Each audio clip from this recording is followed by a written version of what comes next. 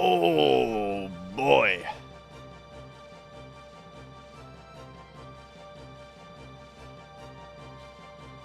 Ooh, baby. All right. Hello. Good morning. Welcome on in, everybody. Hello. What's growing on? Events with the first? All right. I'm ready to go. I'm ready to get into it. We're back. Yeah. I guess I'll talk about the morning routine while we're going. We got no time to waste. Let's get into it. Let's get started. So, get this out of here. Do one of these. And say, welcome to FF7, 100% speedrun. Why don't I have audio? We have no game audio? Why don't I have game audio? Let me just think about all the parts and pieces that are going on here. Audio plugged into that, HDMI to that. Then we have that plugs in there.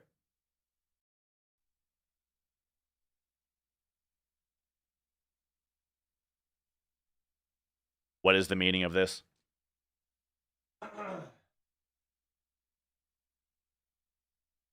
Audio in there.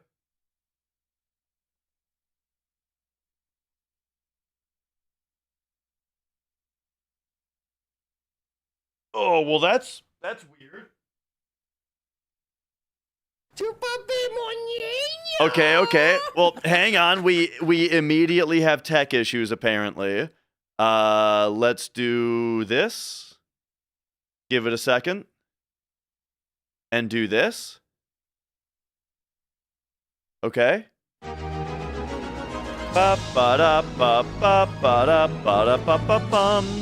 I have...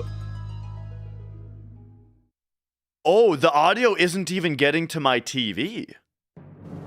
So it's got to be something with my capture card. I'll unplug and replug my capture card.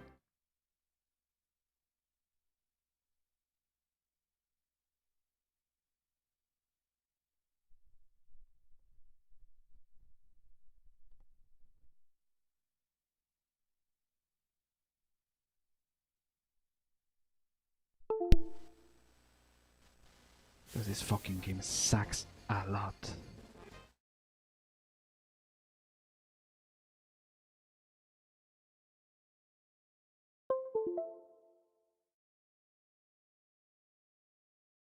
Oh, okay.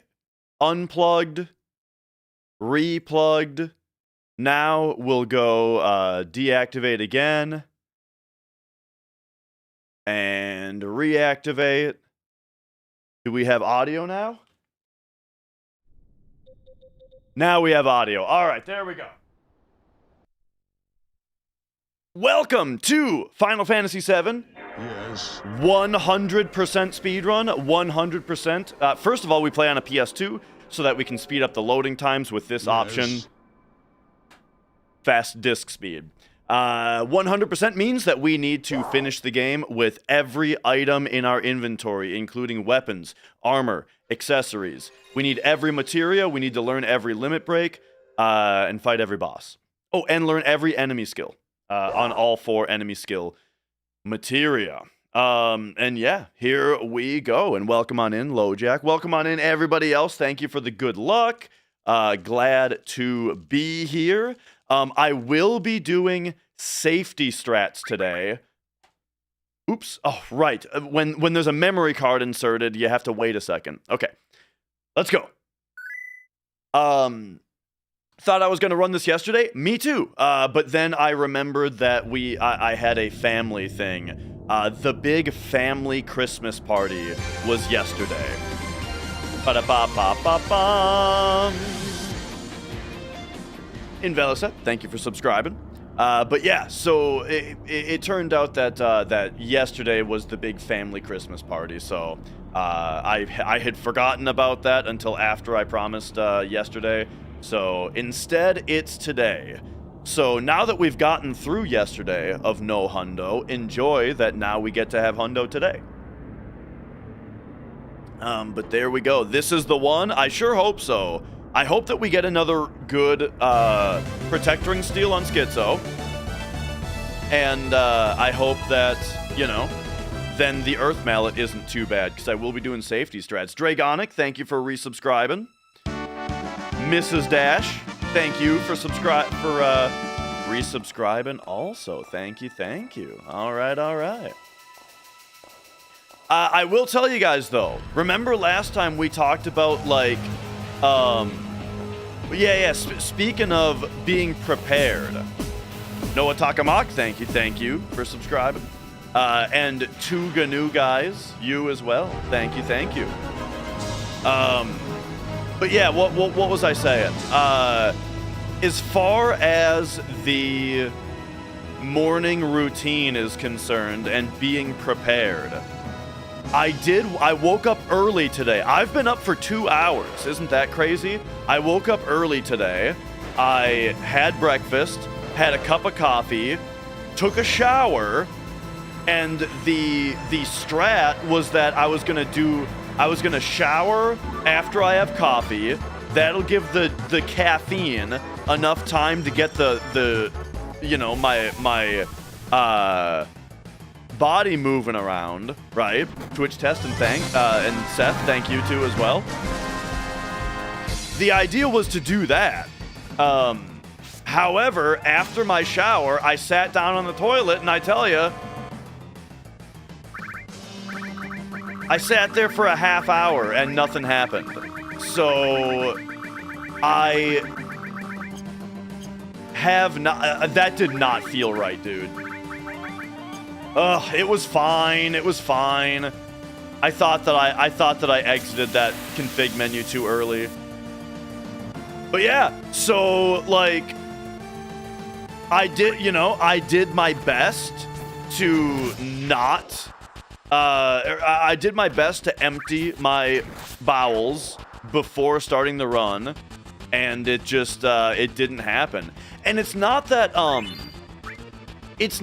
like I have a problem, right? It's not that that you know I'm backed up or anything like that. No. I'm just talking about I made an attempt to have an early one today. You know, a CL for a hundo? Oofta.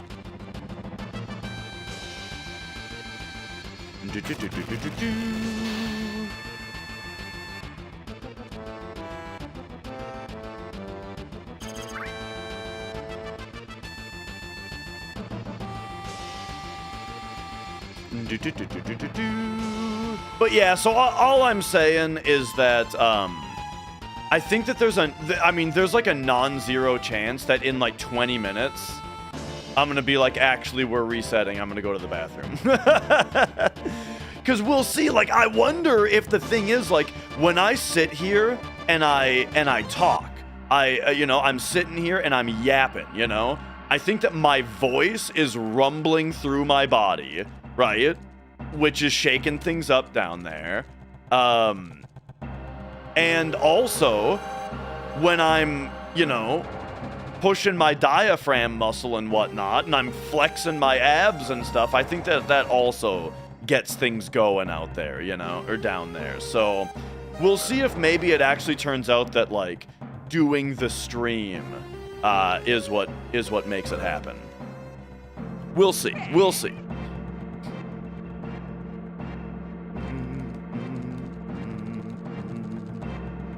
All right. But also, here's the thing, though, about the timing of today's stream, is that this is a 16-hour speedrun. And so 16-hour speedrun means, hang on. 16-hour speedrun means that, like, I don't have time to reset more than an hour into the run, I'm already pushing it. If everything in this run goes perfectly, I'm already pushing it as far as my schedule goes to be able to get back to a regular to get back to a regular day, you know? Now, a regular schedule after the stream. Now, that said, though, the good news is that I did take tomorrow off work. So, tomorrow, I'm off work tomorrow, and so going late today isn't going to be that big of a deal.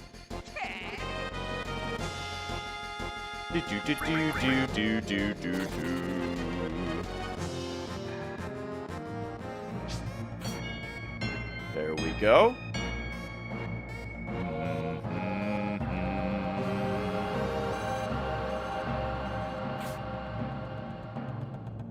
La da da dum da da dum. 1, 2, 3, 4, 5, 6, 7, 8.5. That was a little bit less than 8.5, but the funny thing about that part is that you only have to take like 7 or 7.5 steps.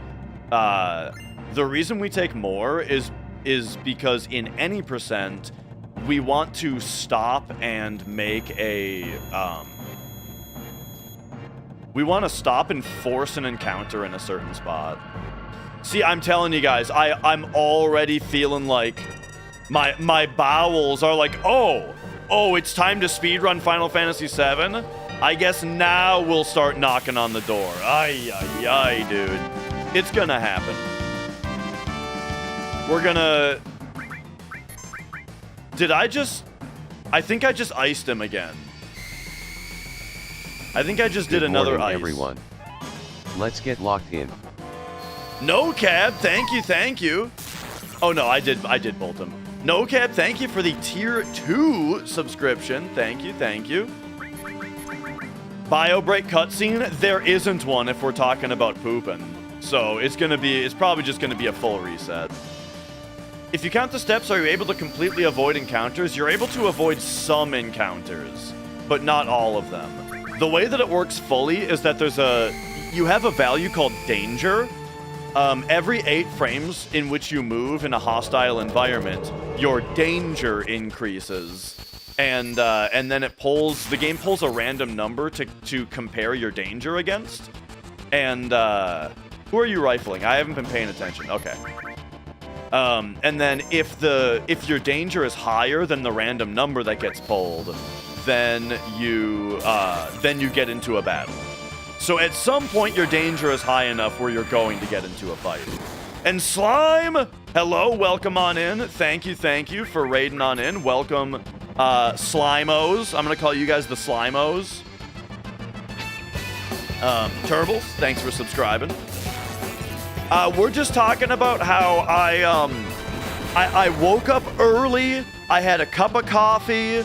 And then I took a shower, right? And then I attempted to take a shit before the stream, and it didn't happen. But now that I'm sitting here and I'm talking loudly and I'm playing the video game, of course now my body is like, hey, maybe you should go try again, you know? Even though that was like a pretty good guard scorpion. Do you have an idea when my task speedrun explanation series will continue? As soon as possible is my answer to that. So probably tomorrow.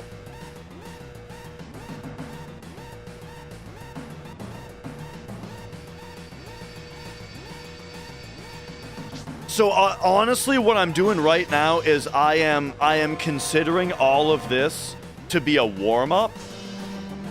I kind of think we're just getting warmed up right now, and I am going to run to the bathroom and then start the run over in a little bit. That's kind of legitimately my plan right now. Yeah. We're just getting warmed up. We're not gonna have to do an entire CL hundo, I don't think.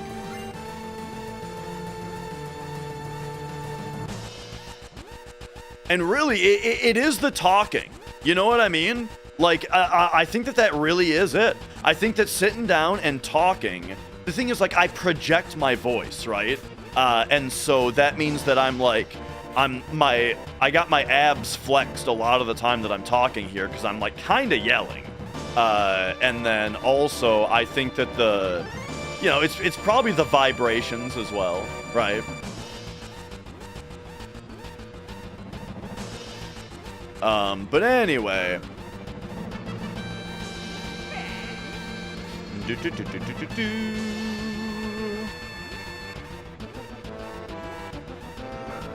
But hope the slime stream was good. I know it was Xenogears and Dragon Quest 11 today.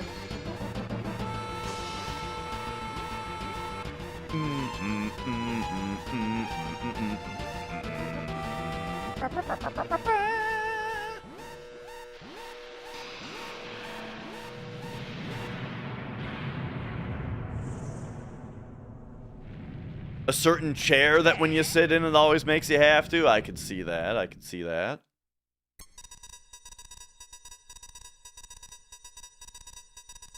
Alright. Does Jenova control Sephiroth or vice versa? I think that Sephiroth is in control of Jenova. In control of the Jenova cells, at least. That's my interpretation of the story. It's a bit up for debate. But that's how I feel about it. All right.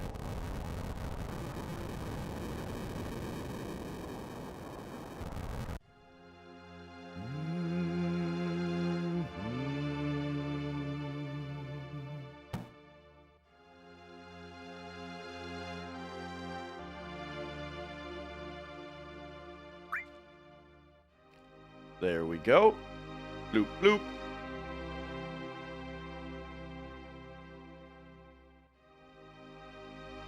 I'm gonna assume we didn't get the potion because I forgot to check.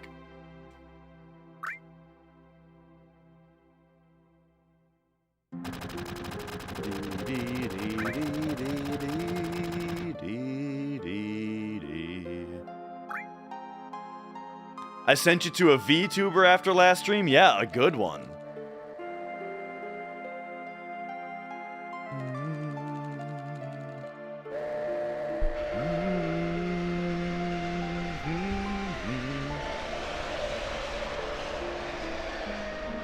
And yo, Hyberlisk.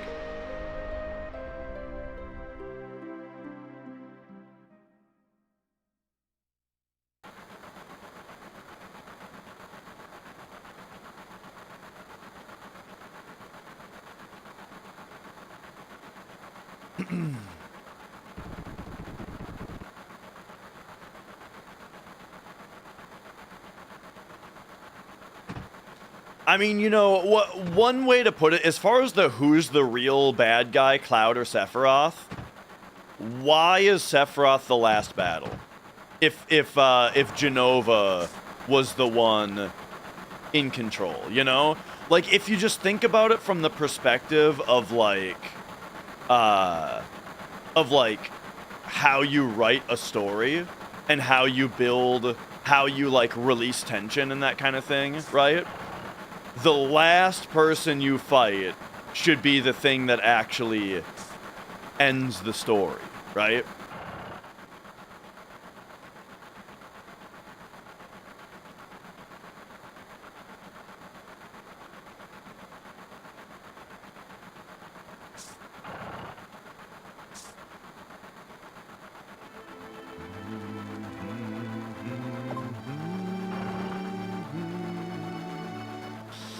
SR, the things on top of the screen are timestamps for yourself where you should be on the run at a certain time. Yeah, it is my PB. So yeah, at certain checkpoints of the run, you know, we make a split. It's kind of like laps, you know, like you know when in like a racing game, 2, 3, 4, when every lap it tells you something like you're 20 seconds ahead or behind of last time or that kind of thing per lap. It's like that, except, you know, we're not doing laps of the same thing. It's just different checkpoints of the same run. So, for example, this split that we're on right now, it ends when I enter the train going to Reactor 5. And on my PB, I hit that spot 22:39 into the run. And so then this time, when I hit that spot, I hit my foot pedal, and it'll tell us how ahead or behind of my PB we are.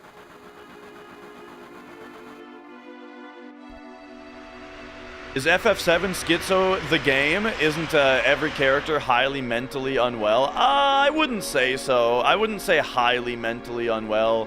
Cloud is. Cloud has some big problems going on, but it's not even his fault. I mean, spoilers for later, but Cloud was heavily experimented on for 5 years by an insane scientist. And his mind kind of got melded with another person. So, like, that's why he, like, has somebody else's memories, kind of, on top of his own. And that's why he's so confused as to, like, who he is.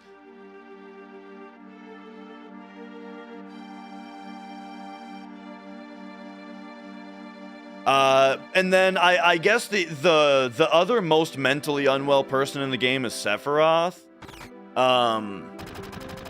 Sephiroth?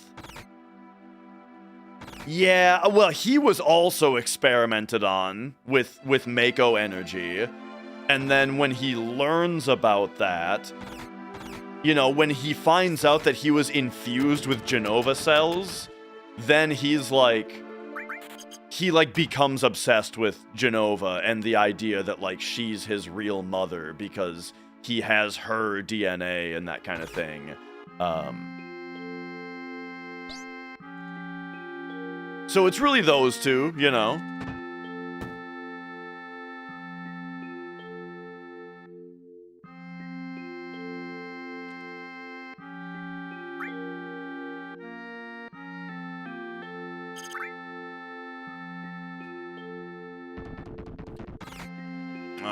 Alright. Vincent? I don't think that Vincent has any, like... I don't think that Vincent's not of a sound mind. I think that Vincent is fine. He's troubled, right? He's troubled. He has his share of woes. But I don't think that he's, like... I don't think that his thought processes are unreliable. You know what I mean?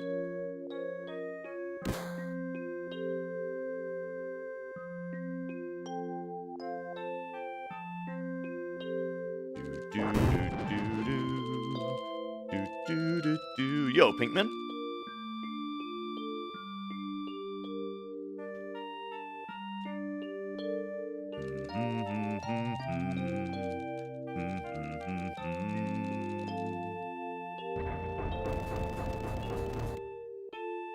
All right. Is going on the date gondola thing in this category? Yes. We will be doing the date. I believe we're gonna go on the date with Eris just because that's the fastest thing. Like, technically the Barrett date is faster, but it takes longer to get the Barrett date than you save time. So we just kind of get whoever you get, because it's not worth manipulating getting someone else. Are there breaks in the run? Yeah.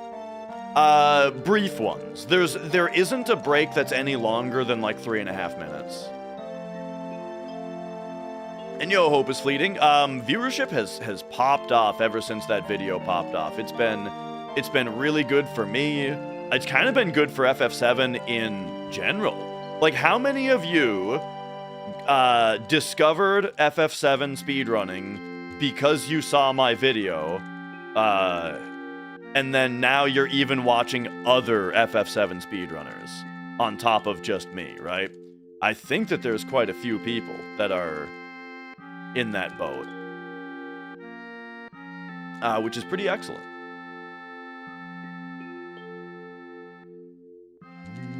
Are all the breaks FMVs? Pretty much, yeah.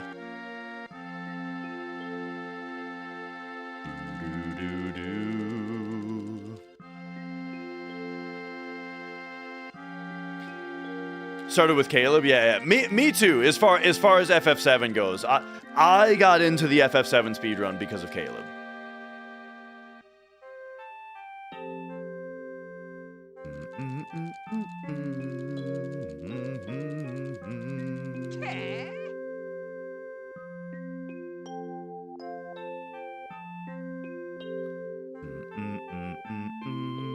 Ajneb at GDQ. Oh, yeah.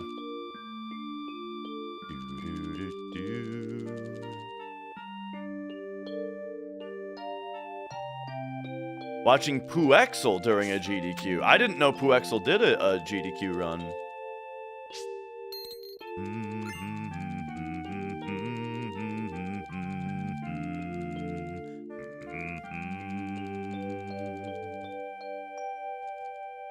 What's GDQ? Oh, you know about games done quick. All right.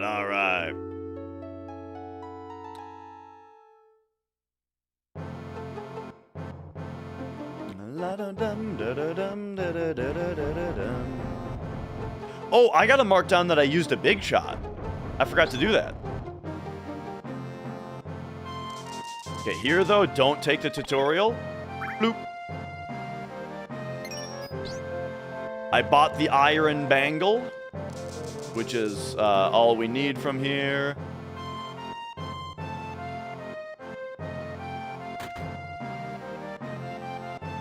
All right. And here we go. Split incoming. Boom. So we are 17 seconds ahead of where I was on PB. Now, one thing that I need to throw out there, though, is that the PB that we're running against is really bad. It's really old and really bad. I played exclusively Turbo for 2.5 years, maybe 3 years. And so we are running against a PB from before that because we're running no turbo today. I'm finally back to no turbo. And so that means we have a very old PB to demolish.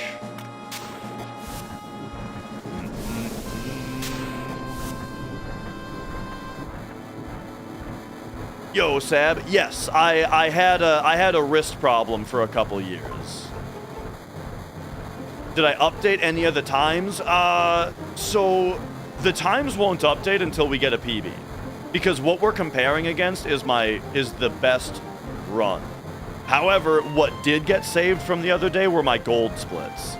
So what that is if ever like when we split, if it's green, that means we're ahead. If it's red, that means we're behind. But if it's gold, that means regardless of whether we're ahead or behind, it just means that that's the fastest I've ever done that split. Gold splits do get saved.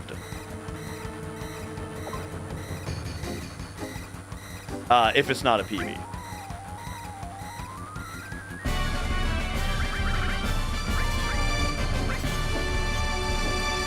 All right. An Apex Wolf. Thank you.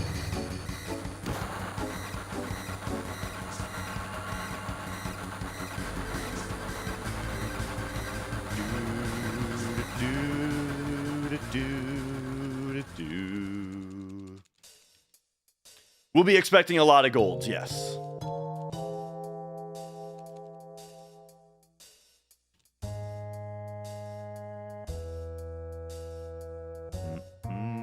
Whoop, just a little too early on that R1 there.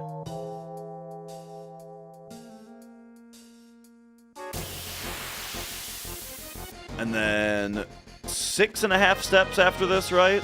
I gotta scroll my notes here. Yes. These guys always shoot the miss! Nice miss, idiot. They always shoot the character with the lowest HP. 1, 2, 3, 4, 5, 6.5. Which is why they like always shoot Tifa there.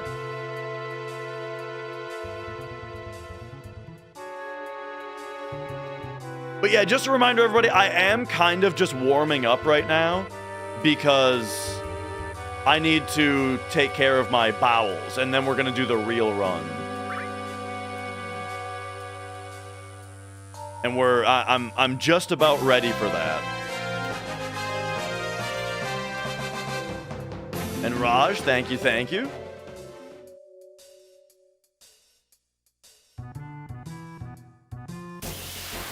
Doo-doo. Yeah, we're kind of just practicing right now.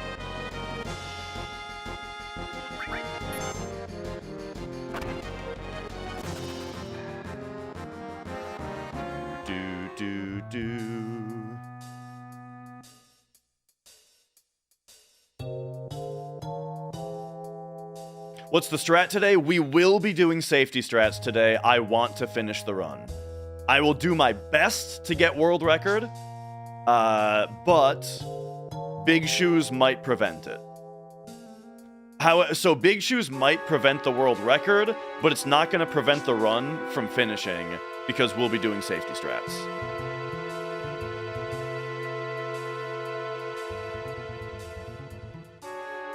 Just eat an MRE, won't have to shit until bedtime? I've never heard that.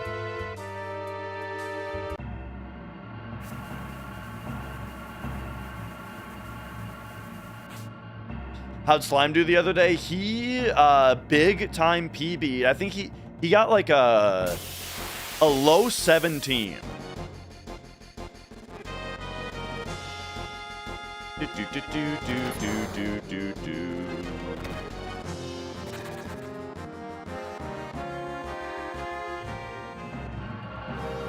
When I say safety strats, what it means is we are going to save the game before Gaia's 2 and 3.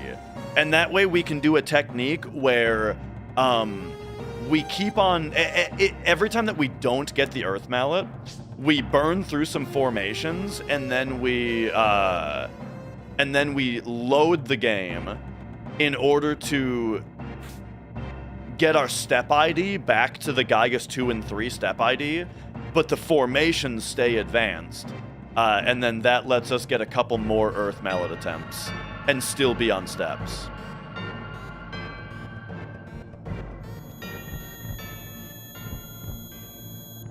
It is possible to get the Earth Mallet before we even have to do safety strats. Yes, there's a 14% chance of that happening.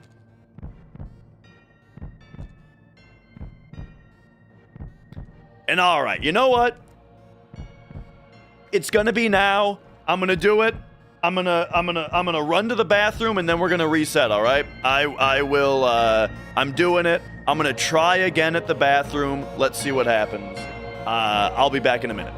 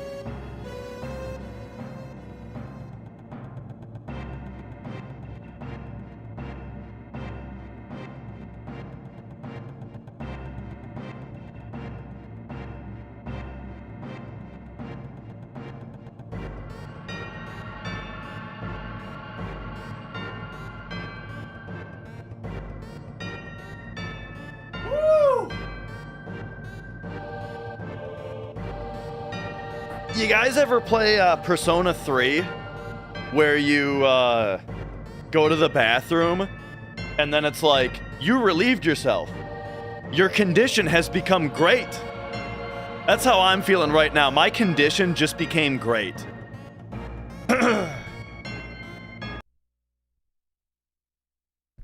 Welcome to Final Fantasy VII 100%. First of all, we play on a PlayStation 2 so that we can set fast disk speed and save a bunch of time on loading times. Secondly, what is 100%? It means that we must finish the game with every item in our inventory, including weapons, armor, accessories. We need every materia, we need to learn every E-skill, learn every limit break, and kill every boss. And we are going to do all that right now. I'm gonna start. Let's get going. And yeah, I'm ready. I'm ready to go. Thank you, by the way, for the anonymous gift subs while I was away. The 6 anonymous gift subs. Thank you. All right, ready? Here we go. Let's do it.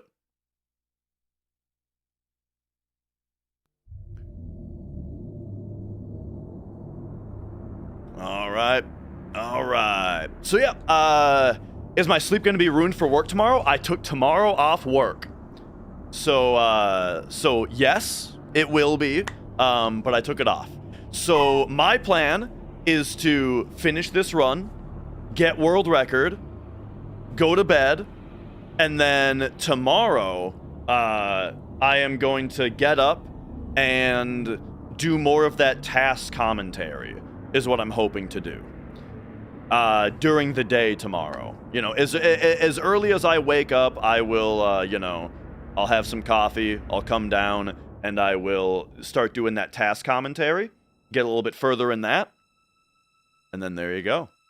What's better, Friday off or Monday off? Definitely Monday off. I like Monday off. The reason being that I like to have a long weekend and then come back to a short week, you know?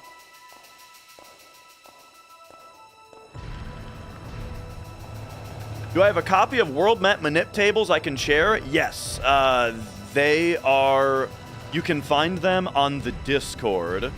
There's a tab called Resources. And on there somewhere... Oh, sorry. When I say the Discord, I mean the FF7 speedrunning Discord. And there is a Google Sheet that I made of all of the Manip sheets. Hey, there it is. Thank you, Matt.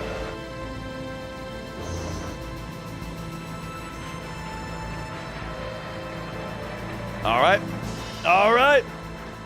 What'd you miss? Nothing much. I was really just warming up because I knew that my bowels were gonna betray me if I didn't poop before the run started. So I said, all right, you know what? We're just gonna warm up, and then we'll start the real run. And here's the real run. All right. Are we getting world record? That's right, today.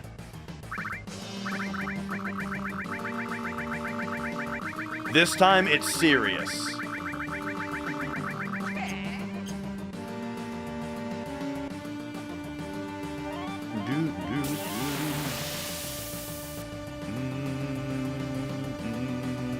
Target time, sub 16.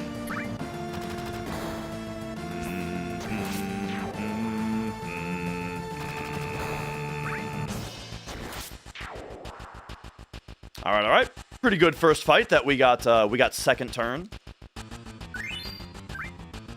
No potion.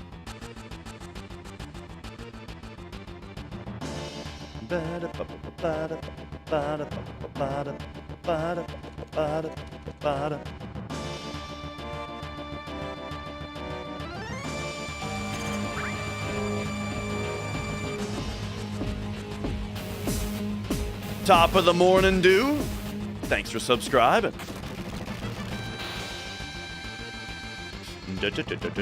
How lucky? I mean, here's the thing about 100%, is that there are some parts where you need to be relatively lucky. namely Earth Mallet. You got to get lucky on Earth Mallet.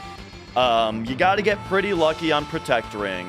You know, there's a couple big moments that are needed to go well for world record. However, for the most part, though, for the most part, the thing about a 16-hour speedrun is that there is so much RNG all over the run that it kind of balances out. You know what I mean?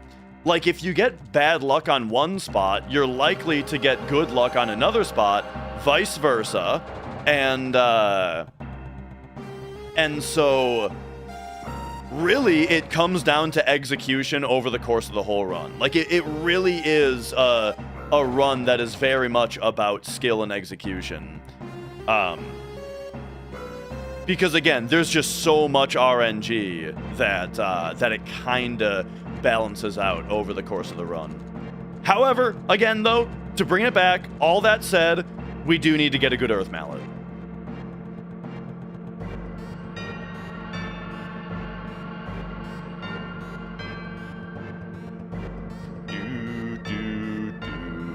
Case in point, fast elevator right there.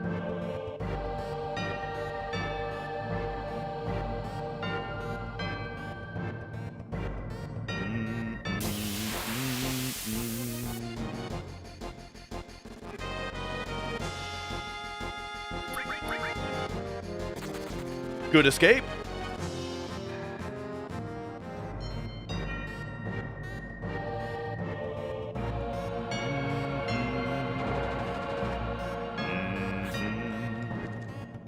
Monastery, Ender, thank you guys. Welcome on in.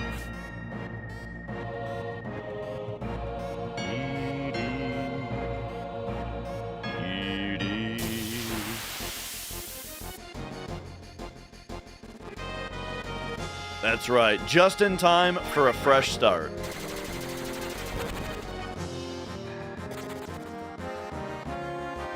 How much time does playing on a PS2 save you?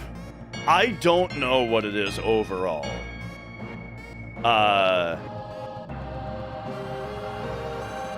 Yeah, I actually have no idea.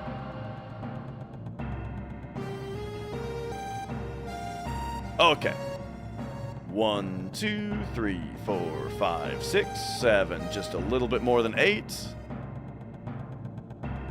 As far as Earth Mallet safety strats are concerned, are the safety strats something that can be done reactively, or do you have to set it up preemptively?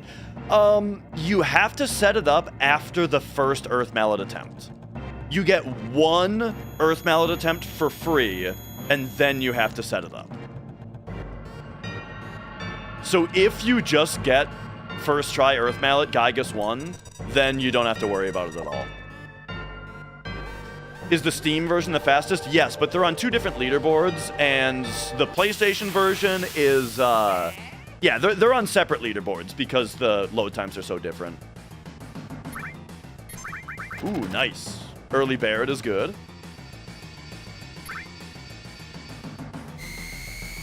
I've been running FF7 for about 4 years. Where do runs normally die? Earth Mallet, but we're doing safety strats on that today. And then, how many bosses can be preempted? Can be preempted, like 2. But on Hundo, we only bother with 1 of them. Ooh, big shot. All right. Get my checklist up. Mark off that big shot.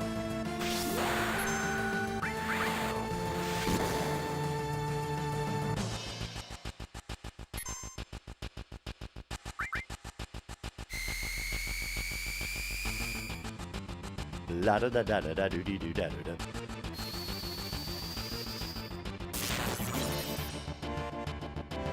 Yeah, exactly. One chance to not have to go out of your way.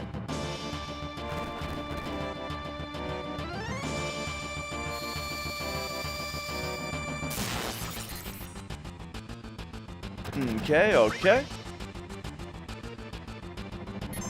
Is the Japanese version faster? Yes, and that's also on a separate leaderboard. The most competitive version of this game is this one, English PS1.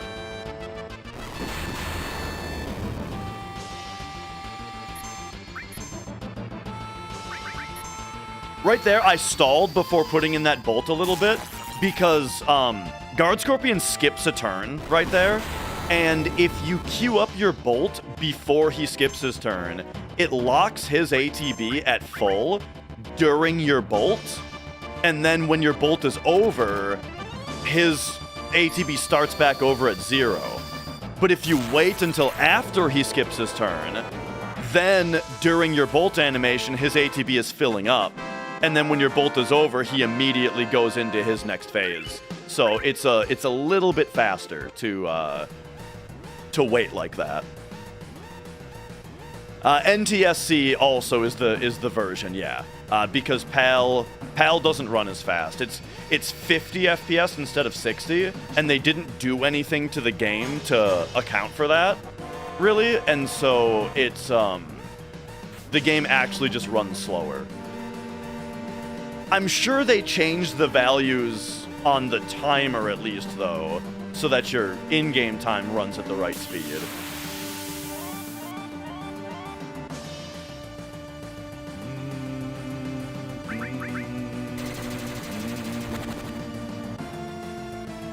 Ooh, not a good escape here.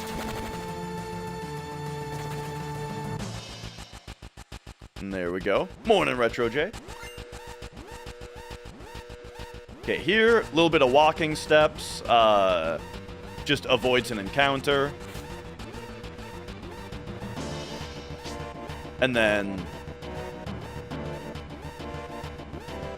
same thing right here, doing walking steps here, just avoids another encounter.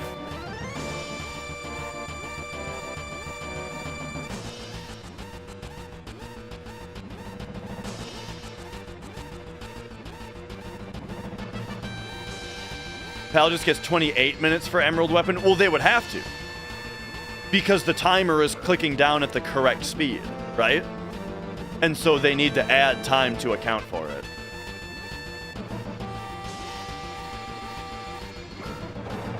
Has Caleb stopped running FF7? I don't think so. I see him running it still.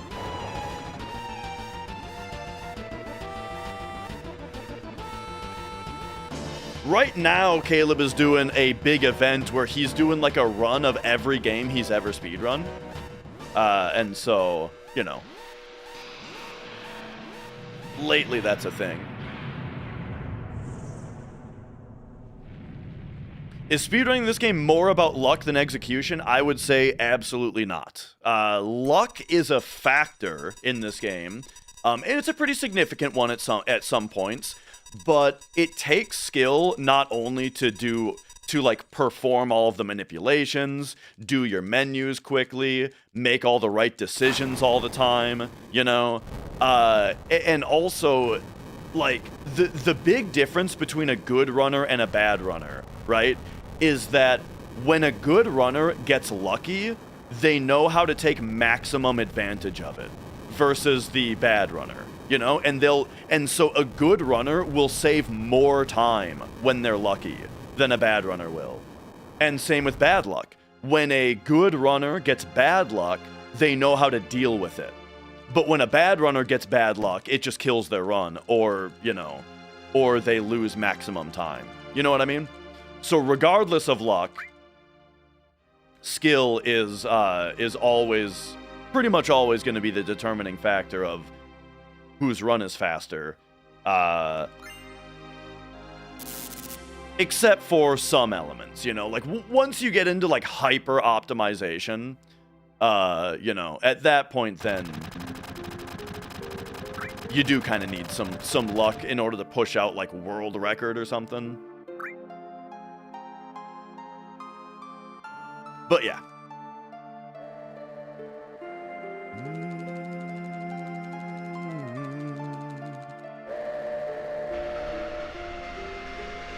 Okay, so we got a big shot.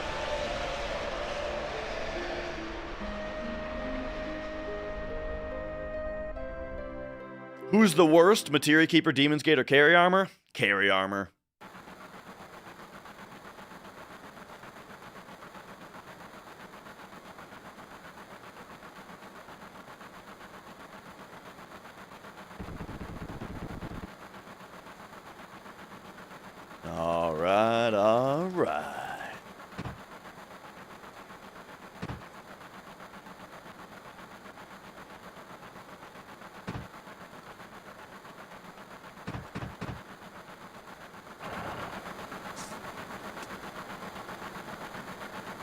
Ruby weapon? Oh, the thing about speedruns of this game is that, like, by the time you can fight Ruby weapon, you're prepared for it.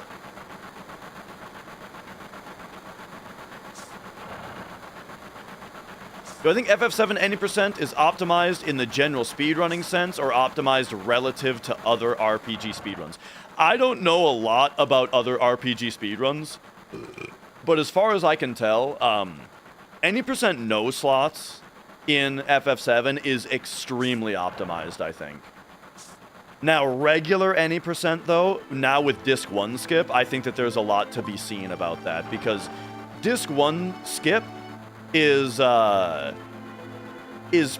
pretty new, and so I think that there's probably going to be a lot of minor optimizations, or even major optimizations to be found in the near future for it. All right, here comes Jesse skip. There we go. Into position.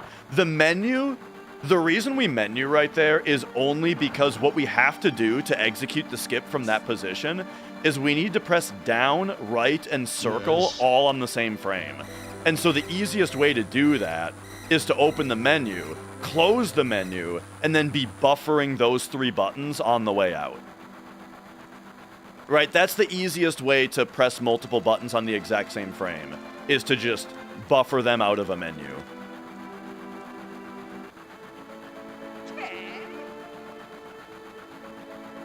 Has Disc 1 skip been implemented into all categories?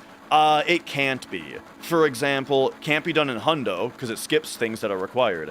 Can't be done in all bosses, because it skips things that are required. Can't be done in no major skips, because that category is about not skipping things. So really, Disc 1 skip only belongs with any percent. And because it's so transformative of a skip to the run, any percent no slots just had no Disc 1 skip added to its rule set so that it could be preserved. And so the only category that does Disc 1 skip is any percent.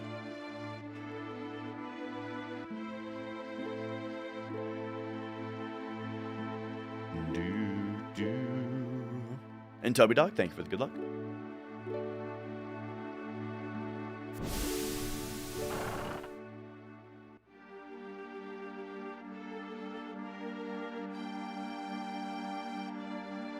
All right. So here, we need to purchase the Iron Bangle. This is the only place where you can get the Iron Bangle, and it's going to get crushed by a big plate soon, so we need to get it right now.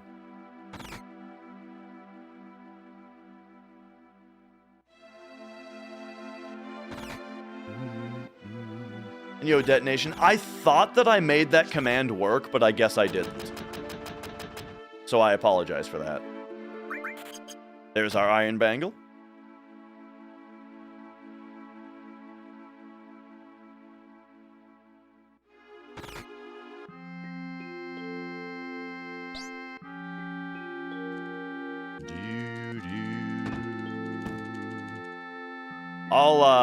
I'll get that. I'll get that fixed at some point.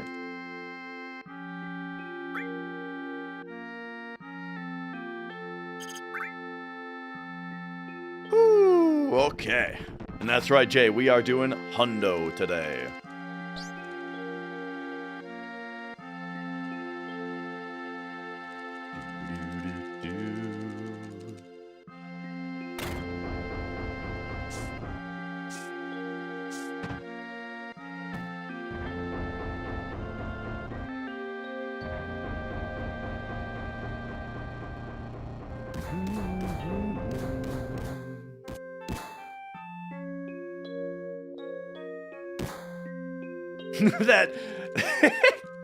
that one extra punch he does on the punching bag there.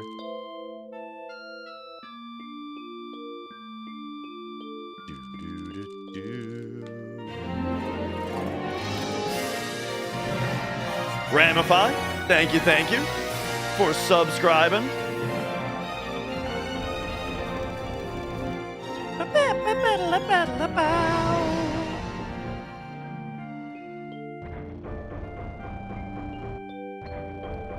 All right, there we go.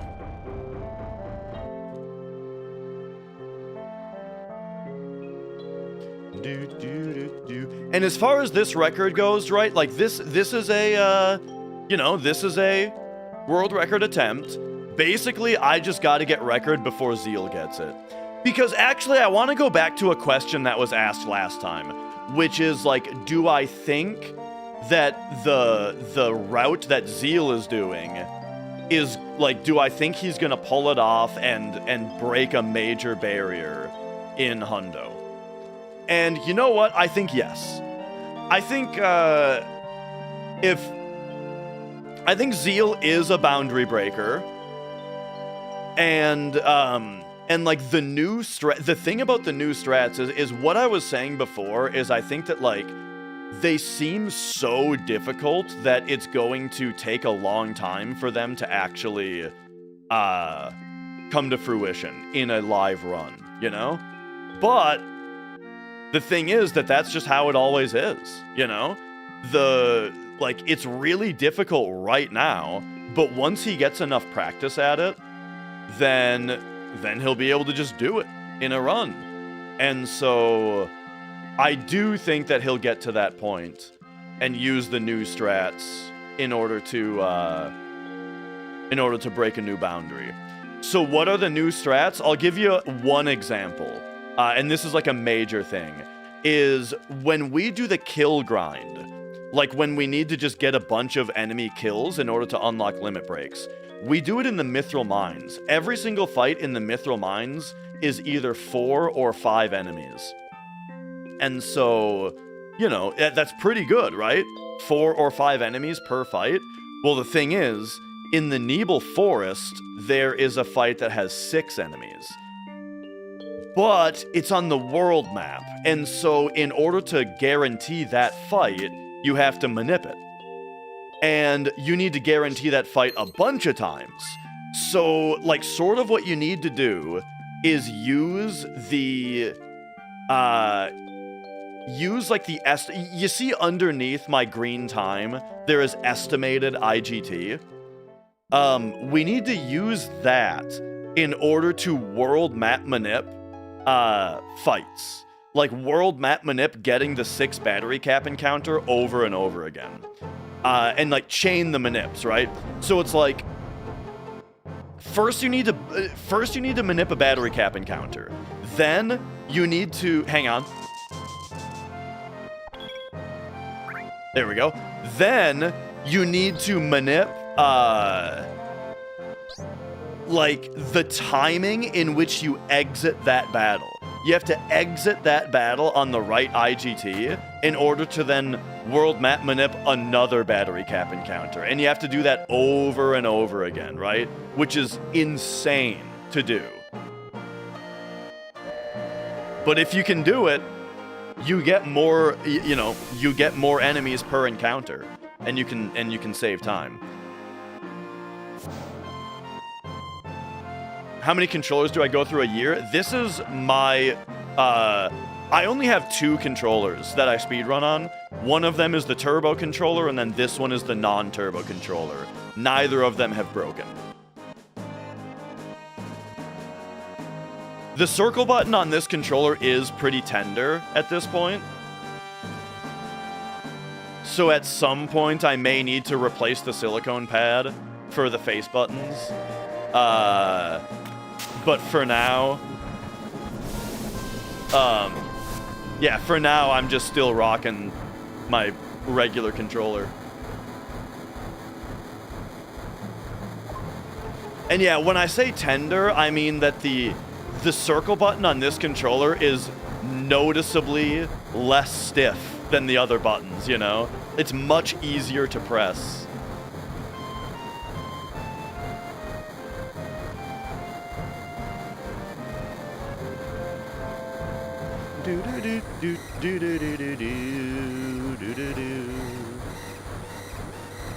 The reason I use a non-analog controller is because I think the D-pad feels better generally on digital controllers. Like, the D-pad on this controller is perfect. It's so precise.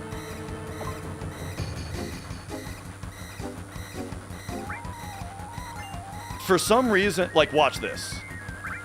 Boom, boom, boom. You know, like, you can just fly through the menus. But with analog controllers, I feel like it's a lot easier to do accidental diagonals, you know?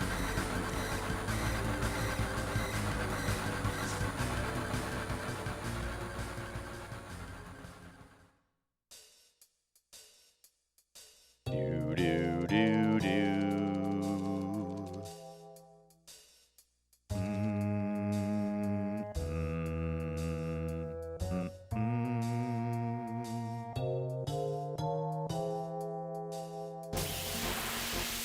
Nah, it's right. It's right here.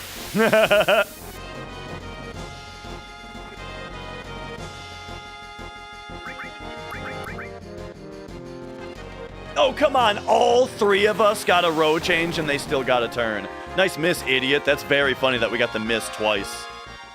1, 2, 3, 4, 5, 6.5. We're running on a PS2 because it has better load times.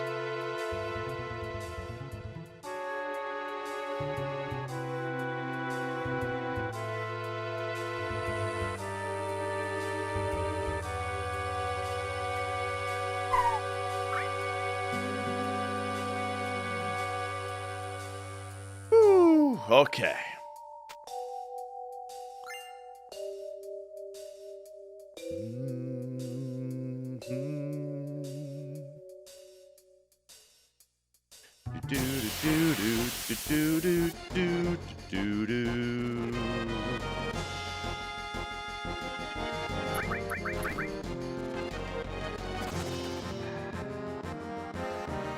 Does the PS2 use physical PS1 hardware or is it emulated? It depends on the PS2. So starting with the 75,000, the SCPH 75,000 models, they started emulating.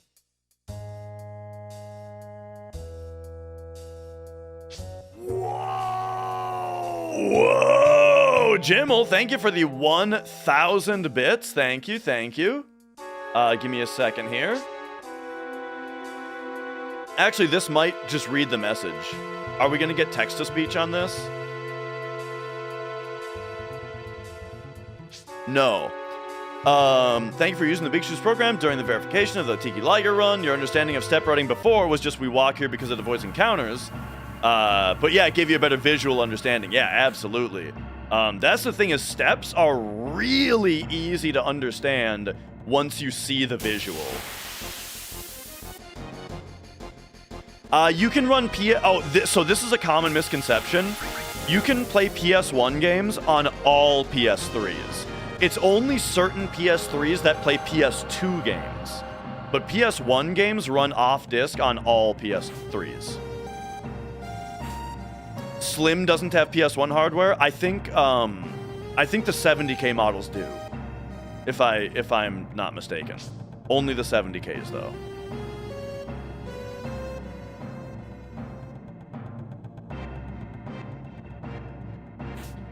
All right.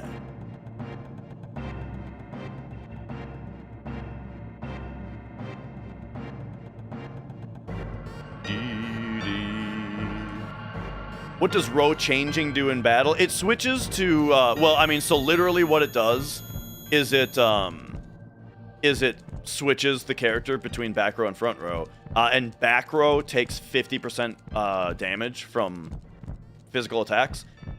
Now, the reason that we spam row changes while trying to escape is that it's a short animation, which just gives you a little buffer of time to hopefully queue up an escape.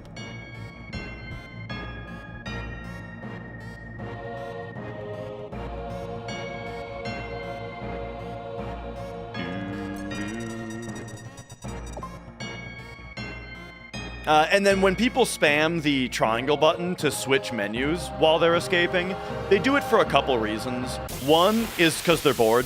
Or not bored necessarily, but they just feel like it. It's like a Magic the Gathering player constantly rifling their cards in their hand, right? But then the other reason is once the game has queued an escape for you, it will stop bringing up the turns, right? So when you so hang on a second. I'm just paying a little bit of attention to my movement here. So if you are trying to escape and you're spamming triangle, you'll know that your escape is queued up because the menus will stop coming up.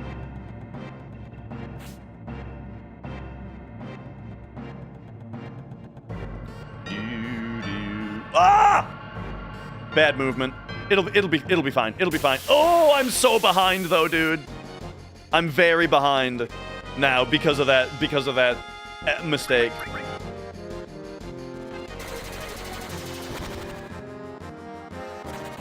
I think the run is totally fine so far.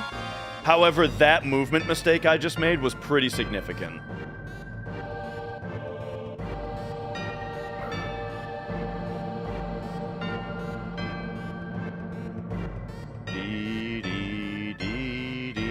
Hopefully I don't get a fight here.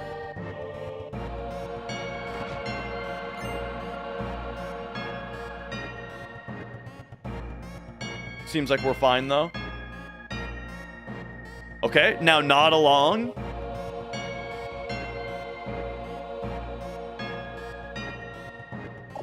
Perfect every time.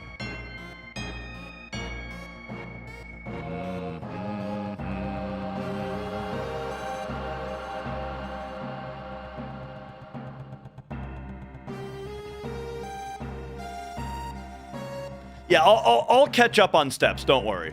Steps are really bad right now, but I'll catch up.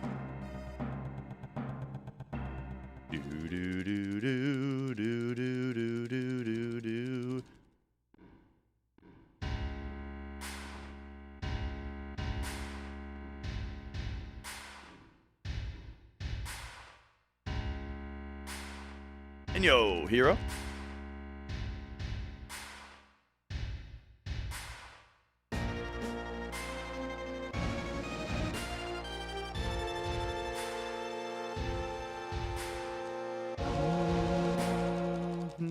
Overstepping right now? I'm not sure exactly what the question is.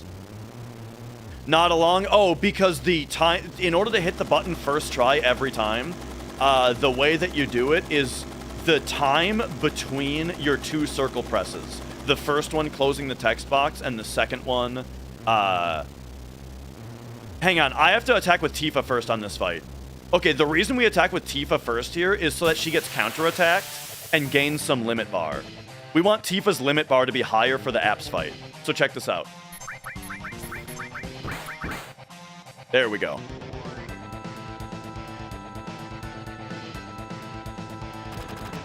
So, he did the shit counter though. So that didn't even help very much.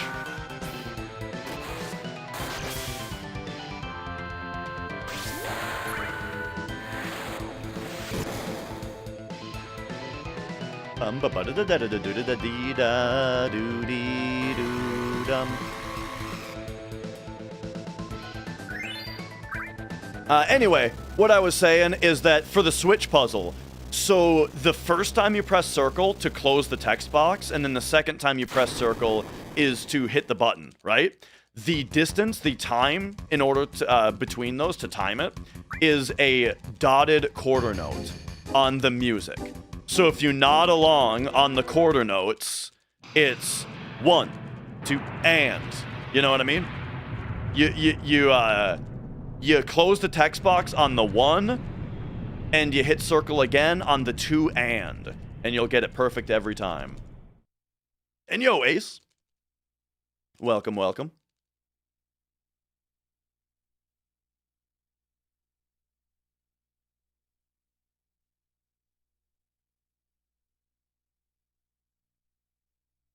Yeah, I don't think that Tifa got quite enough limit bar right there.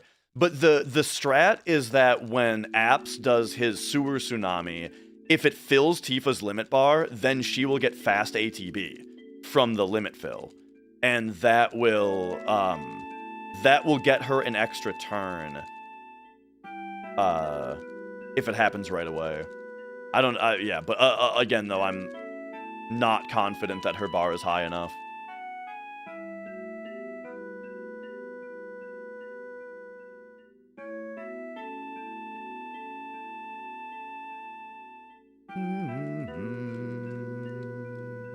second option here.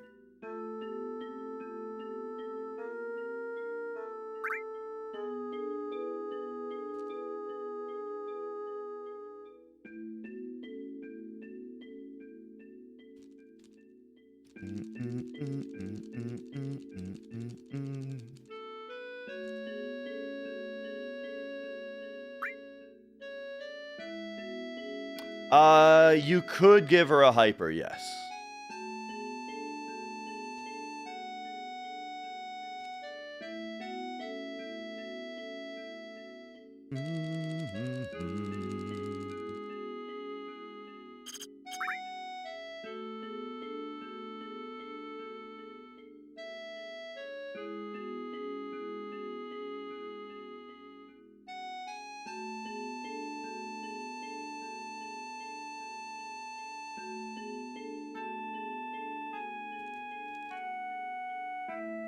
Okay.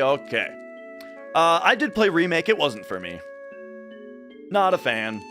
Played Remake. I thought it was better than I expected, but I didn't really like it that much. And then Rebirth, I did not finish. I just really didn't like it. Not my style. Not my tempo. Now, I'll tell you what I have been playing, though. Like a newer game I have been playing that I've been loving is Metaphor. Oh, man. Really enjoying Metaphor. The reason we don't do guard skip is because this is a 100% speed run, and doing guard skip skips the airbuster fight, which we are required to do.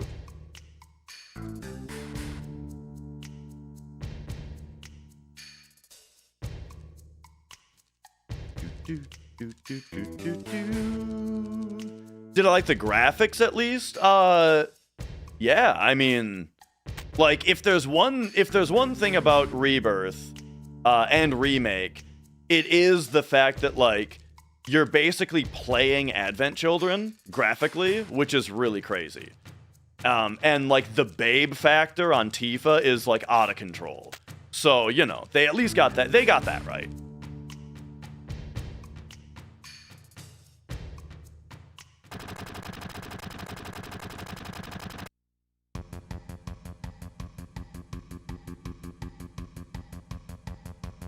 Okay, here we go. Tell Tifa to run. Now we're gonna get into a fight, like, right away, because my steps are bad. There it is.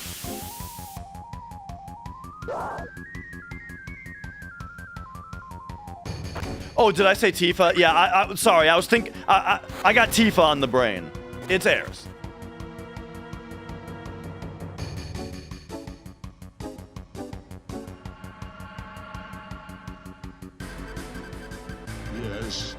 Alright, then we push this barrel.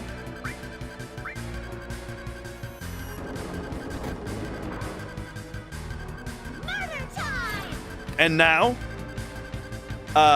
we don't want to move right now because we just get warped out of this room, and so any movement is just a waste of steps.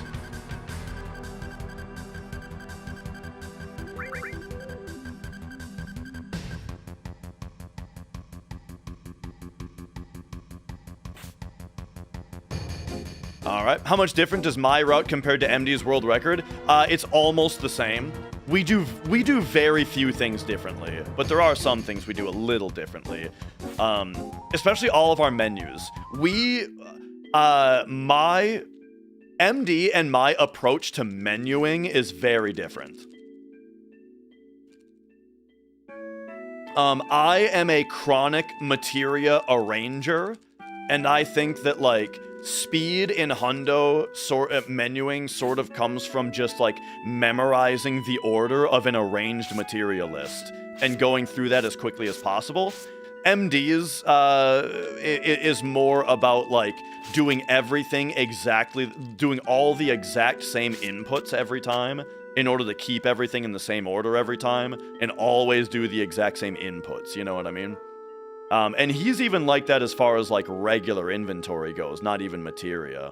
So, yeah, I'm much more, like, loosey-goosey on my menus. And I try to just be, like, generally fast at menuing rather than making them be memorized. But that's less about the route, and that's more about the gameplay.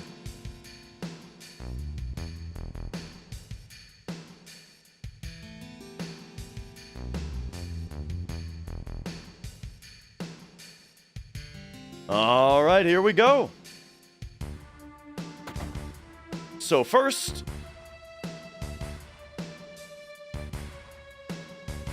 grab turtles.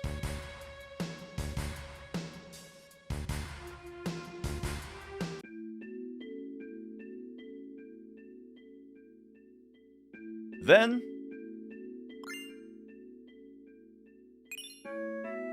ether and cover.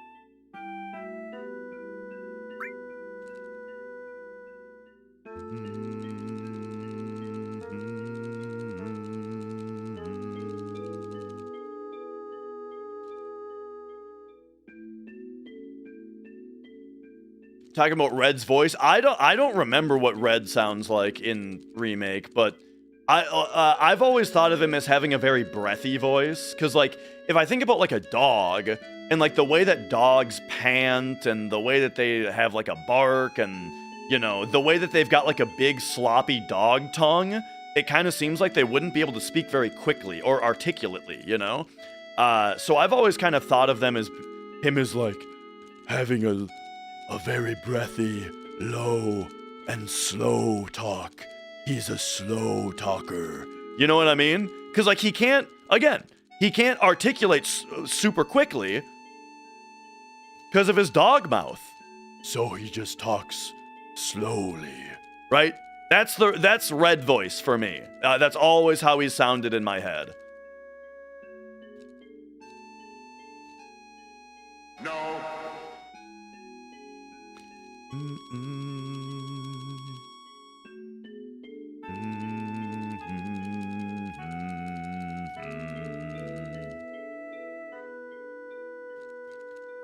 Oh. All right. And that talking fox was just a talking dog. Hi, Homer. Find your soulmate. Okay, here we sell everything except our iron bangle. And buy 66 grenades. Now we attempt playground skip.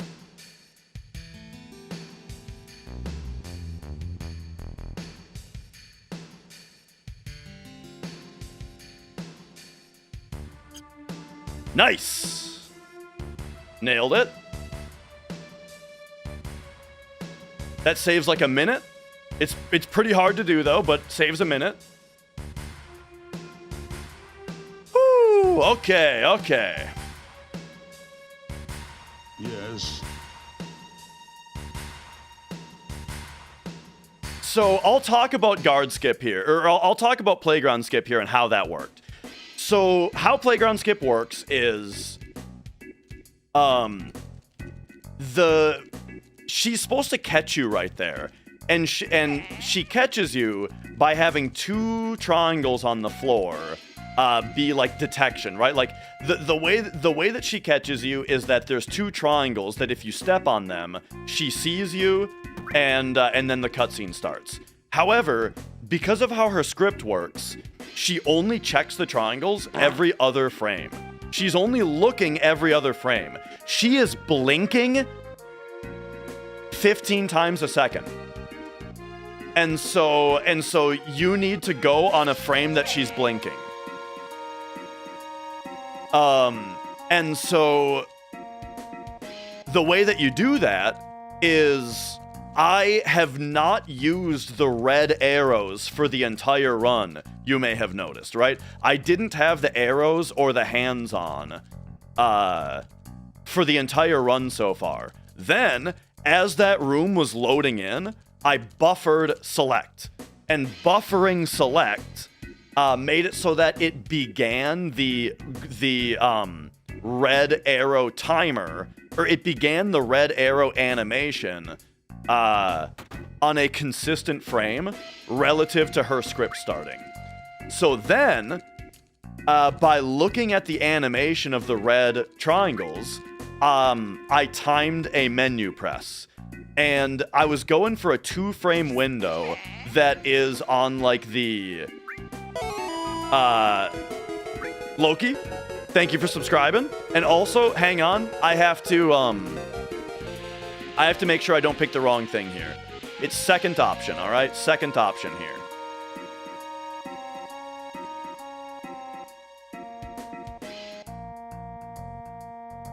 There we go.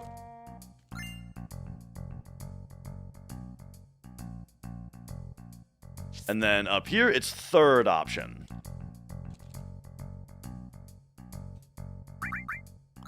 Okay. And then down here, second option. All right. And Red Eye the Goblin, thank you for subscribing. Okay, so what I was saying though is that, all right, so I timed a menu press aiming for a 2-frame window in which the first frame the red arrow is dark and the second frame the red arrow is bright. And it only works if you hit that 2-frame window. But if you hit that window, then a dark arrow means that we have to menu buffer 1 time, which passes 1 frame. And a bright arrow means that we just go. And I got the bright arrow, so I just went. So that's how you know, that's how you hit the 50-50 whether or not she's checking the spot or not. And thank you for the good luck.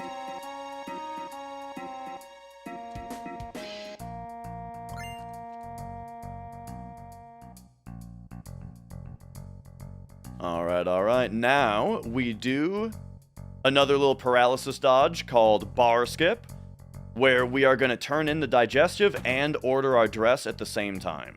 So we talk to this guy and clear that text box at the same time, so now we can walk during this cutscene, which we can't normally do.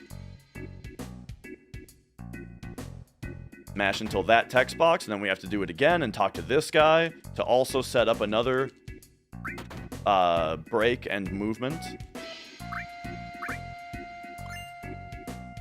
And there we go.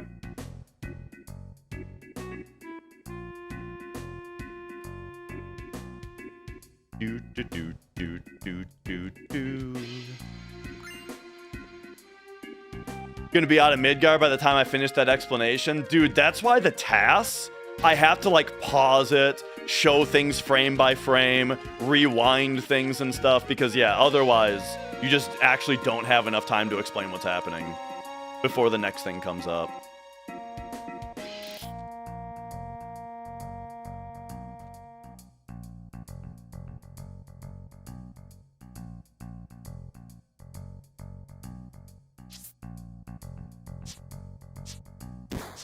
I got playground skip, yeah.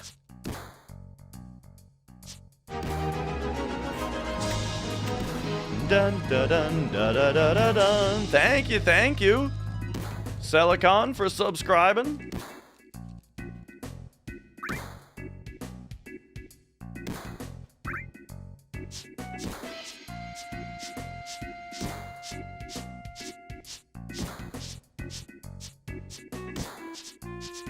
Oh yeah, TAS's tool assisted speedrun. The reason I brought it up is because there is a new Hundo TAS that I am going through and doing commentary on.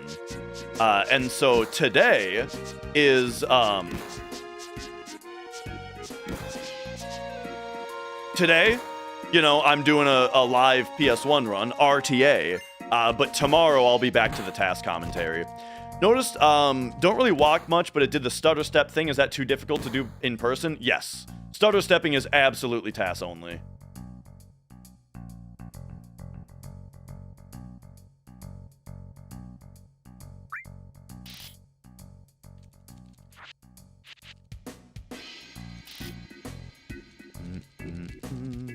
Which step on the whole route bothers me the most because of failing often or because of other reasons? By step, do you just mean like what part of the speedrun? I mean, Big Shoes is kind of the obvious answer because Big Shoes, if you want to be fast, you only have like a 30% chance to be fast.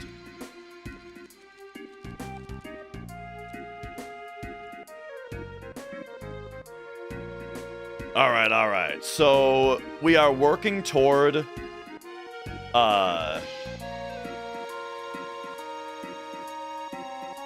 Reno fight. I'm sort of needing to pee, and so, but my next pee break is in 15 minutes, so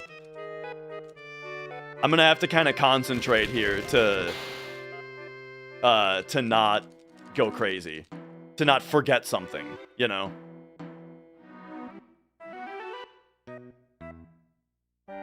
There we go.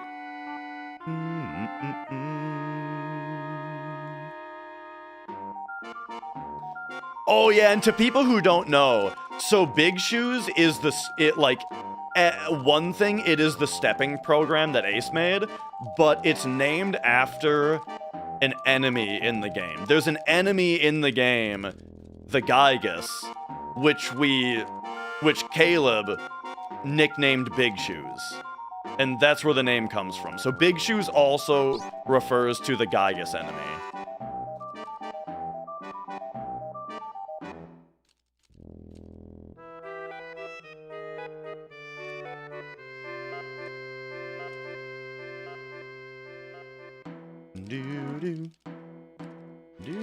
Why Big Shoes? I mean, look at those. Have you seen those things?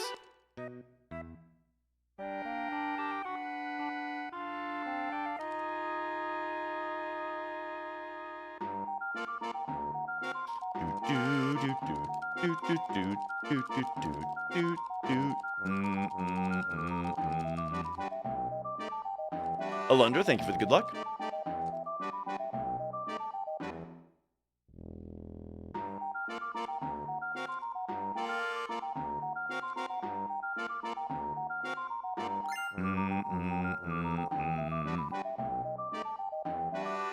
All right.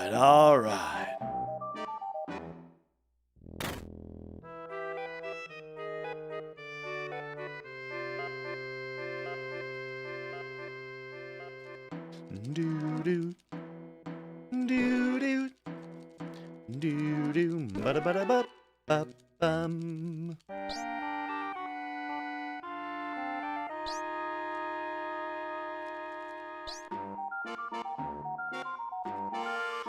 Apologies, I'm a little bit less talkative for a minute because I don't want to put any extra pressure on my bladder.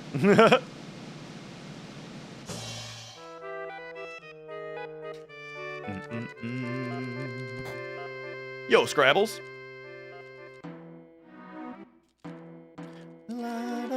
Yo, Feck, thank you for the good luck.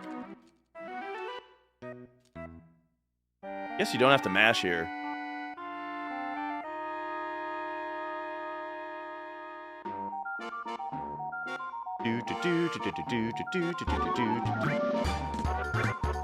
There we go. Bringing Anus back. Bringing Anus back. Thanks for subscribing. Yes.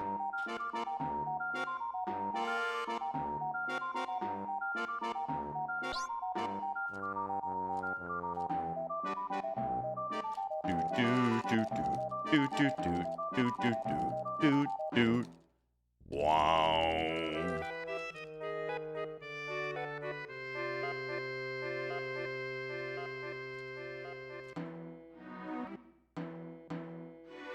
Okay, after Reno, I can pee.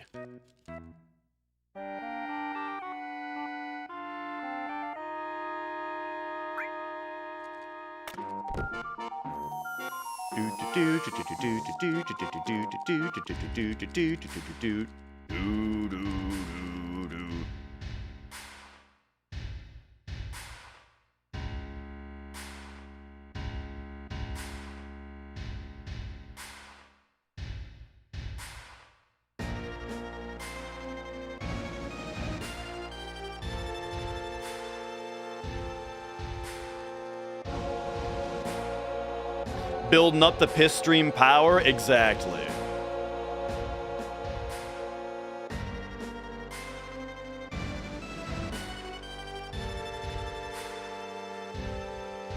My pee stream is gonna hit the toilet like Odin's spear through the clouds, you know? Just...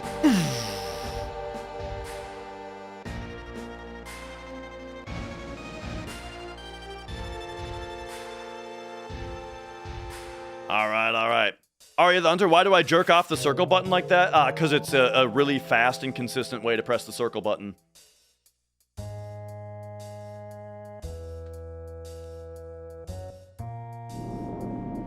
Dude. Like, look how fast this circle button is going, and it's easy to do.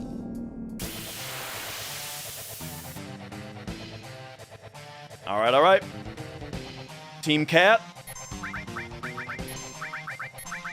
So this bolt from Cloud affects Apps's behavior script. Getting bolted puts Apps into a spot of his script where he won't do lick, because lick is a long, annoying animation. However, see how Tifa's limit bar did not fill? That's the problem. If Tifa's limit bar would have filled, she would have gotten a turn right here instead of him getting his next turn with the fast ATB. We need one of every item, T. We need to finish the game with at least one of every item. It's just a spell, Cubone. That's a good question. Yeah, I believe it's just magic.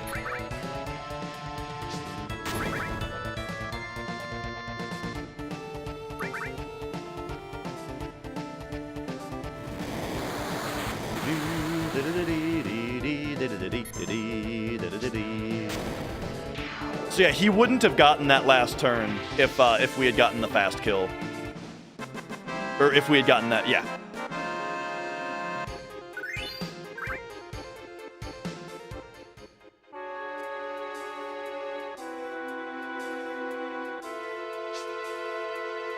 Okay.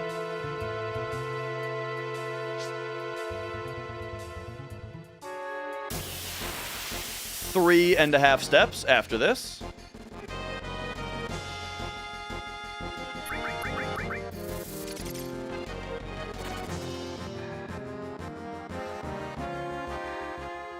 One, two, 3.5.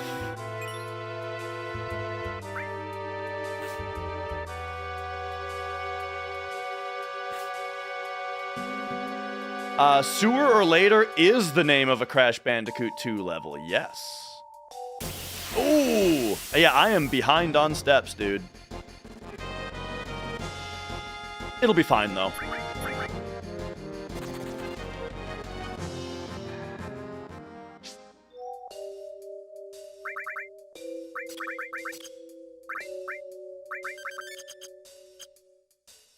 Alright, restore steel. Party healed? Am I a fan of Crash? Oh yeah, the first 3 games on PS1. I have 100%ed all 3 of them.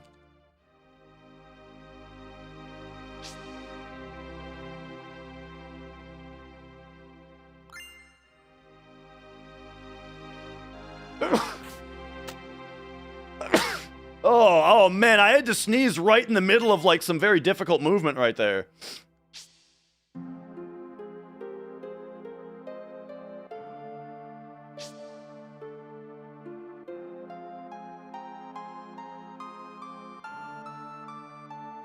Okay. Man, I'm behind on steps. But here we need to steal the Ghost Hand.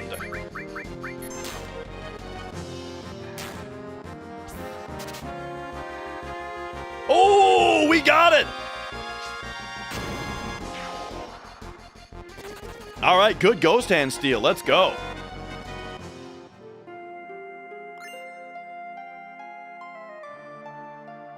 Yes.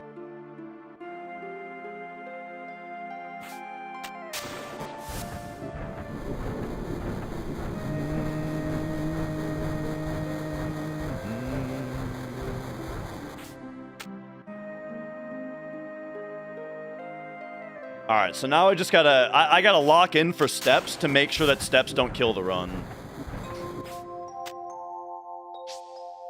But I should be totally fine. You don't stand a ghost of a chance.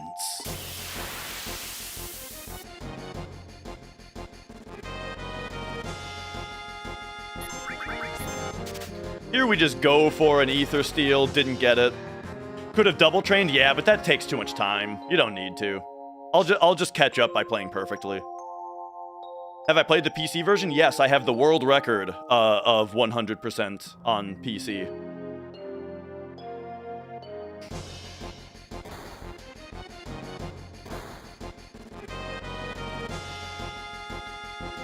And any percent no warps, I think, with turbo though. I always do turbo on PC, and they are separate leaderboards. Has it been verified yet? I'm not sure. The 100% run, I don't know if it's been verified yet.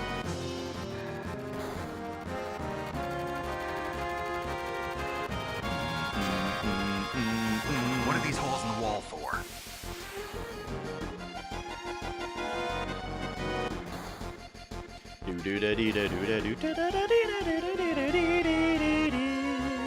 Just play perfectly like it's no big deal? Yeah, check out these Reno stairs, dude. A lot of people lose a lot of steps on the Reno stairs by not moving perfectly.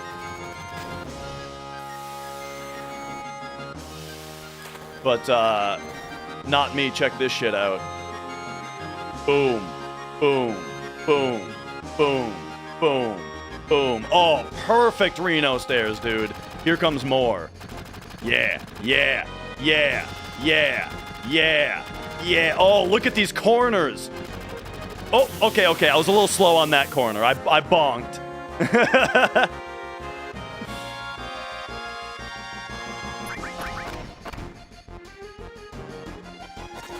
All right, 14 and a half steps here. 1, 2, 3, 4, 5, 6, 7, 8, 9, 10, 11, 12, 13, 14 and a half.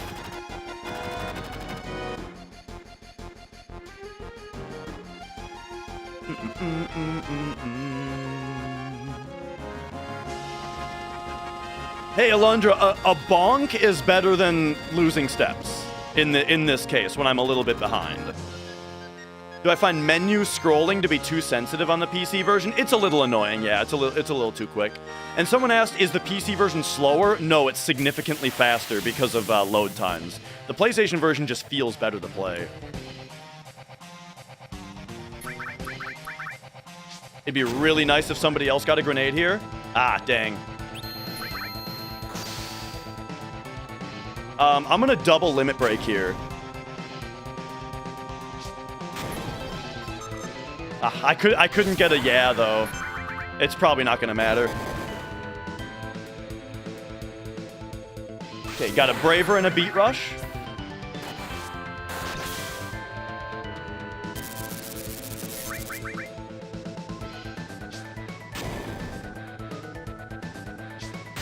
Oh, the Beat Rush hit the pyramid. I forgot that can happen. So the yeah didn't even matter.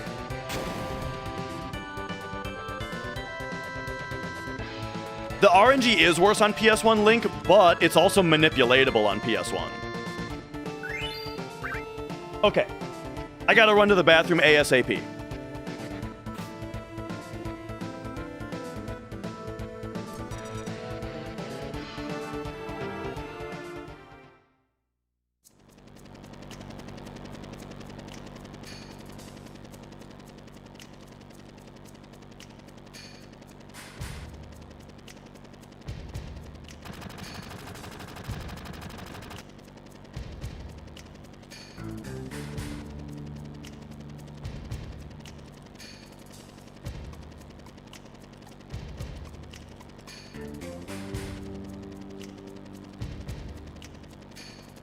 Slap skip.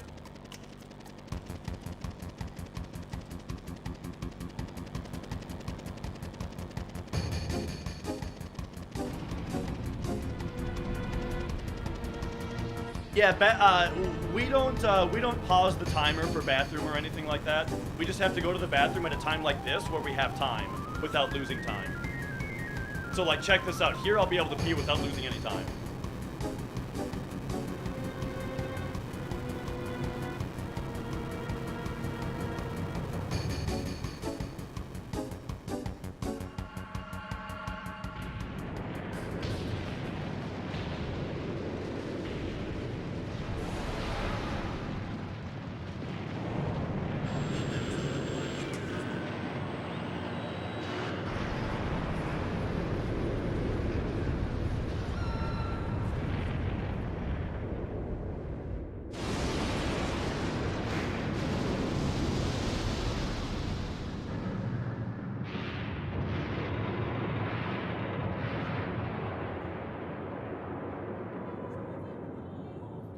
No.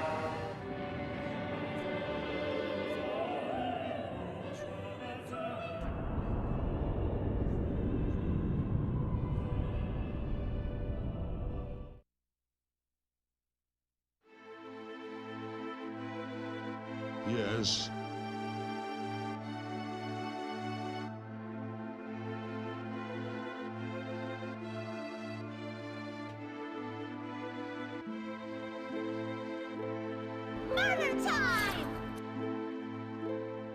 Oh, whew. So that's how that's done.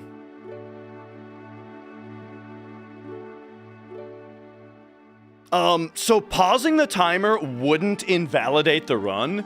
It would, but it wouldn't make the run take any less time. You know what I mean? And what I mean by that is, it doesn't matter what this timer says up there. The timer that's up there is for me and you for entertainment purposes. The actual time of the run, though, no matter what this thing says when we submit, the time that goes on the leaderboard is the amount of time that passed between hitting new game and getting the final hit on Sephiroth, regardless of what happened in between.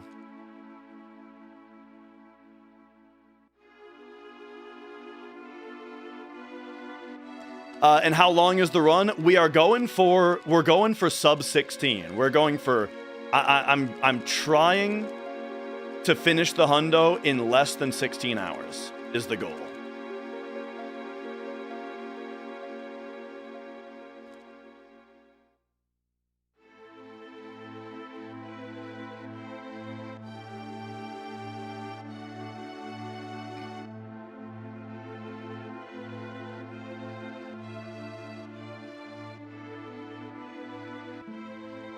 Okay.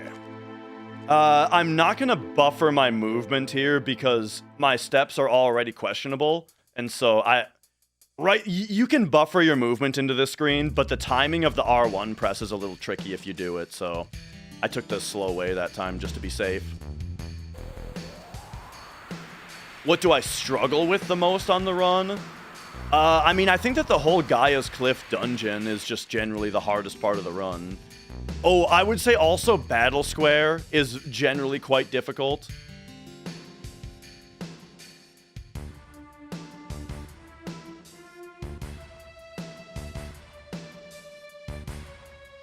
Okay, good movement. Didn't even get the fight there? Alright, steps are totally fine. Alright. Yeah, so the time that we're racing against, I should reiterate this now. So here's the deal. I gotta tell you guys, all right? So listen up. This is about the reason that we are up against a run that is 18 hours, and it's gonna be really, really easy to beat it. This is the reason. I have been running turbo for the last, like, 3 years. I was running turbo for, like, 3 years, and I'm only now back to non-turbo, mashing circle myself. And turbo and non-turbo are on 2 different leaderboards. So we are running against a 3-year-old non-turbo hundo. You know, the last time that I did non-turbo.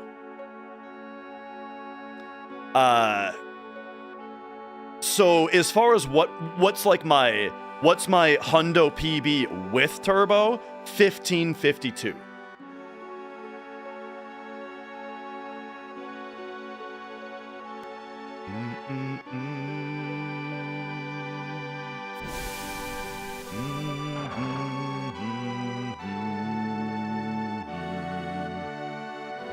Since we have all our grenades and can get cover later, we do need the ether. We take the ether and buy grenades with it the first time.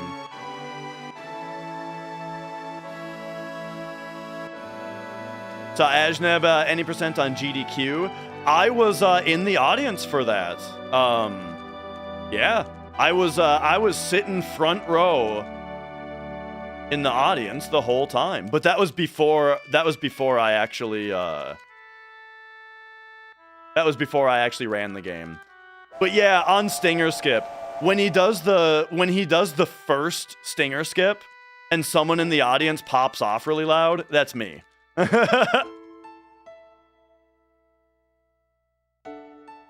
Would the run be valid if my wife mashed circle? No. I think an unwritten global, and maybe it's written down somewhere, but just a global rule of speedrunning is that you're the one who presses the buttons.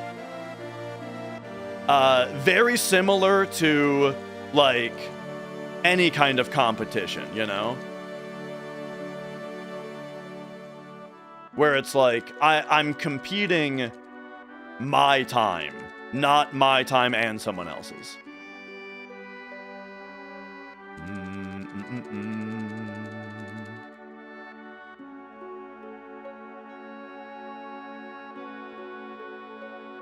How are the hands after a 16-hour run?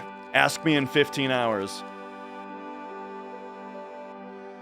What if my child pressed the buttons? Oh, now we're getting somewhere.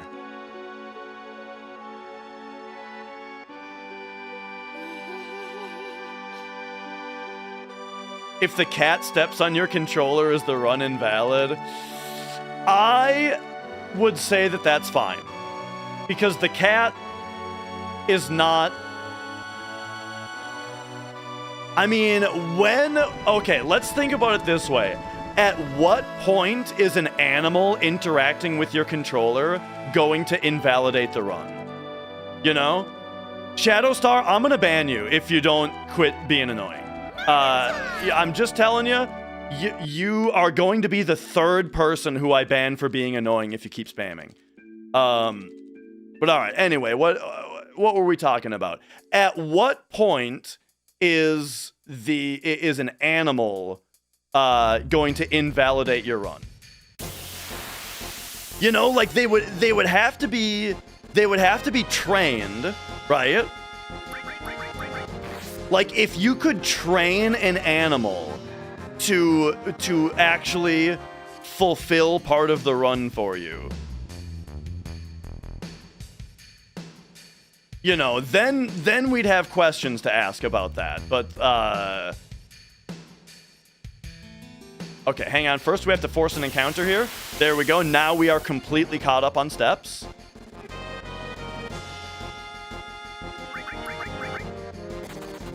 All right, all right. Who am I talking about banning? Not you, so don't worry about it.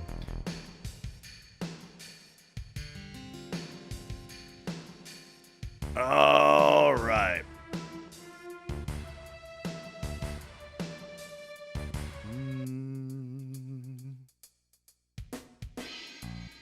Cats messing with electronics are not considered a competitive advantage in speedrunning. You're telling me. I once had a hundo run die because my cat stepped... I got my batteries! Because my cat stepped on the power strip and turned my router off in the middle of the run.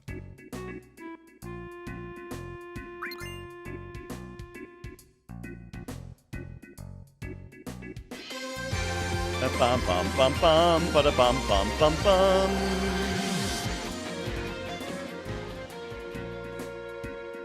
Mantard, thank you for subscribing.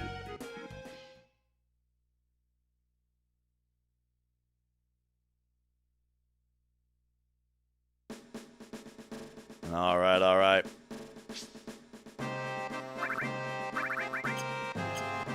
Switch to ATB weights.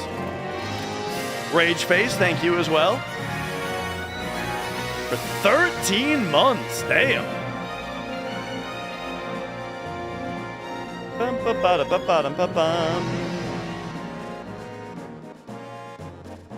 Do I ever mod my PC copy? I tried out the 60 FPS patch at one point, and that was neat.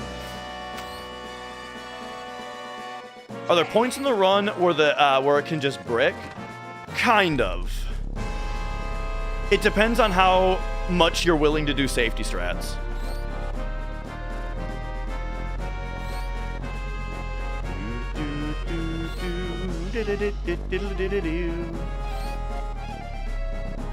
Is this a 21 FPS game? No, but it is kind of interesting what the FPS is. Pirate Valkyrie, thank you for subscribing. Right now, what you're looking at is 30 frames per second.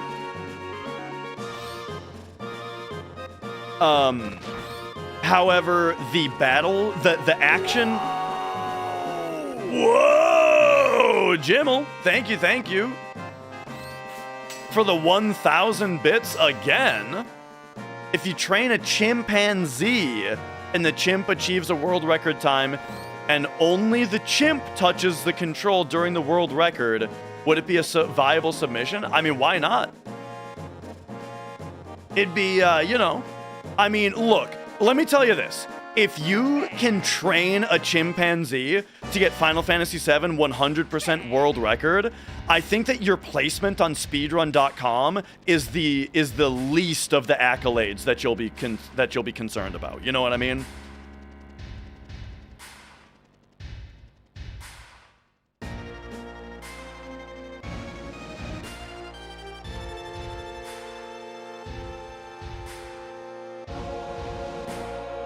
All right.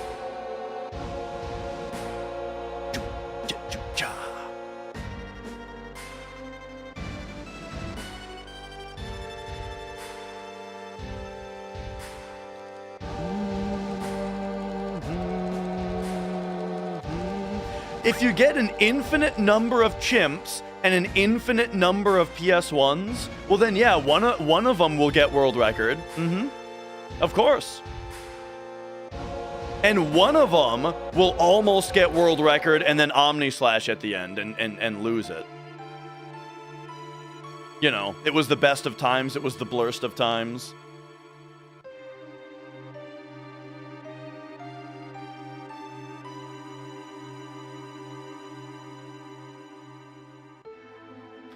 So the reason we do stairs in 100% is in order to...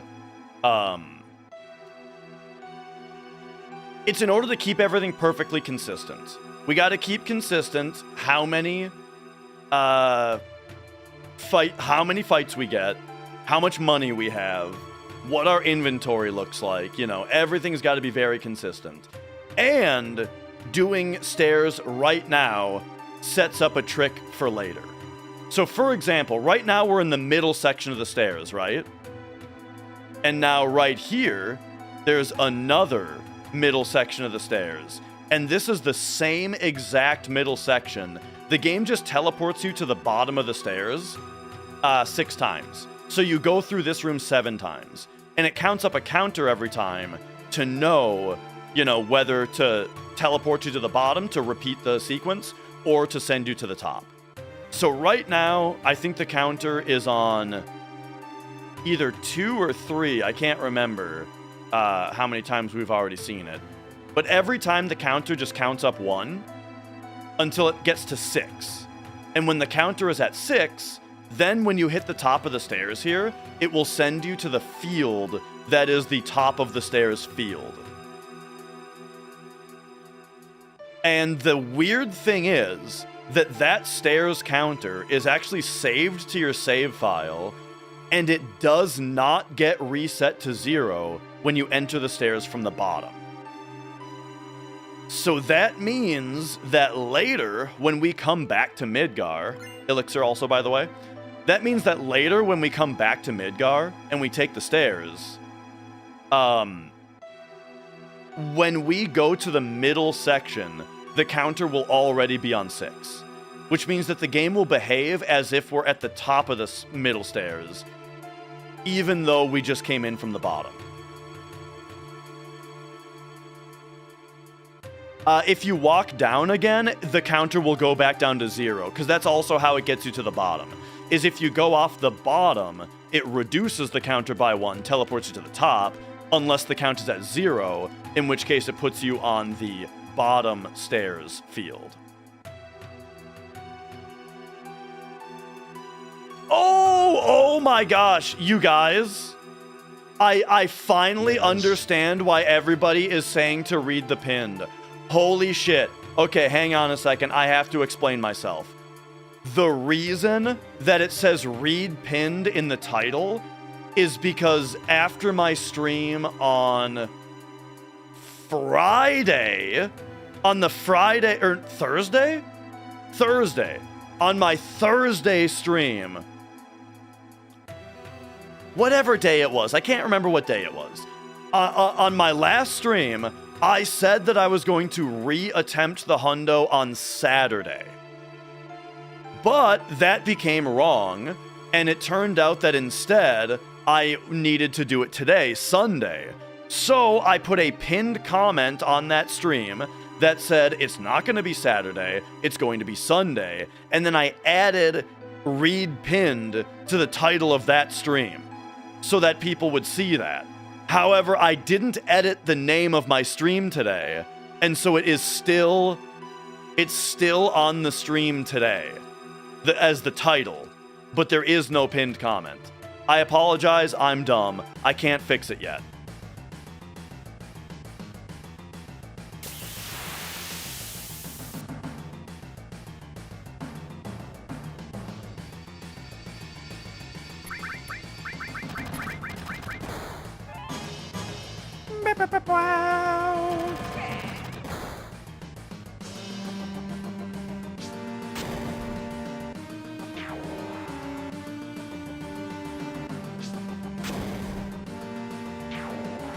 It should now be fixed.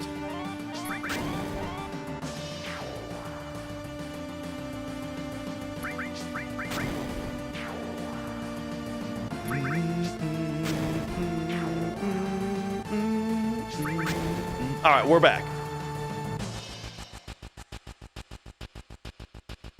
And then now, reject drops.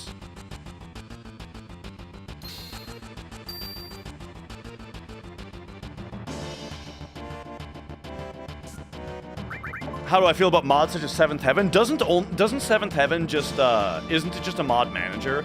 Or wait, it is like a recompiler also. I think Seventh Heaven is really cool. I'm just not like Seventh Heaven itself. I think is cool, a cool idea. I just don't use it myself. I'm not much of a game modder.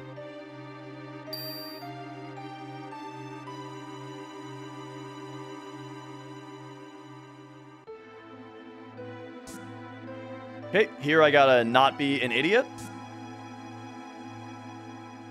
Can you save? Yes, saving and hard resetting is actually going to be part of the route in order to do some RNG manipulation.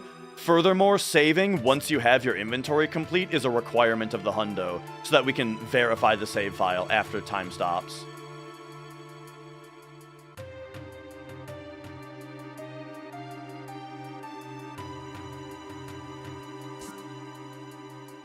I have not played with the voice mods. I've seen the voice mods a little bit. I really don't like them.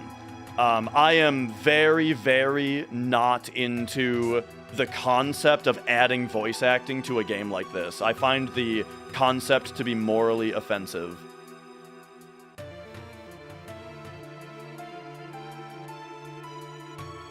But I'm kind of a purist, you know what I mean?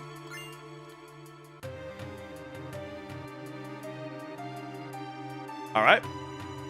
48 is 4.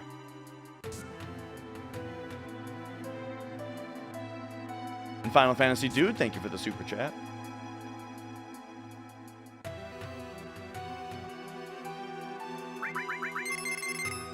There we go.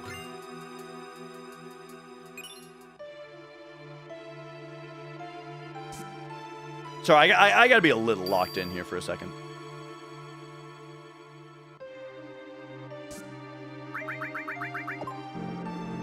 Whew.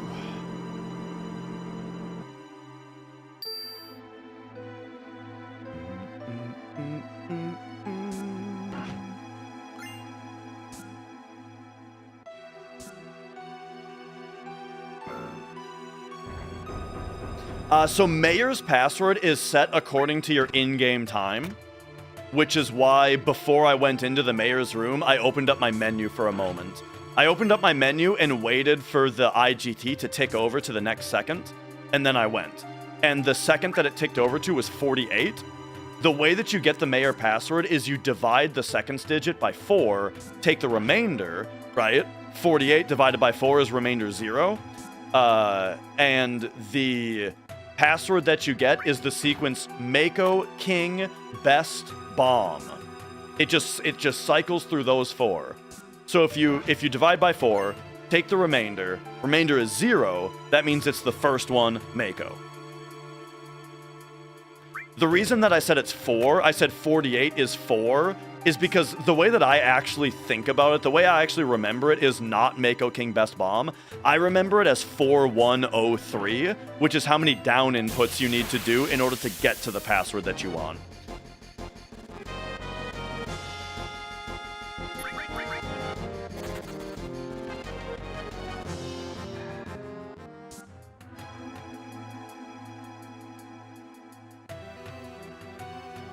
Whoop, whoop.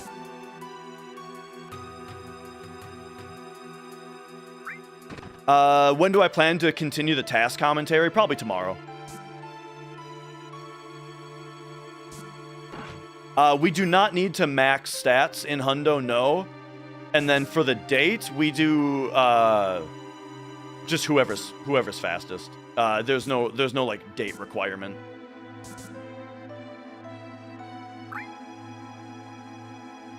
Woo.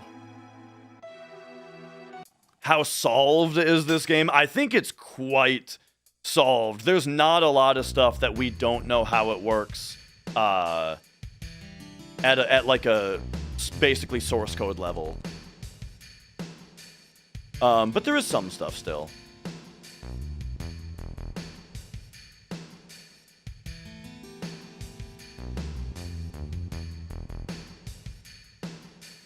Do-do-do-do.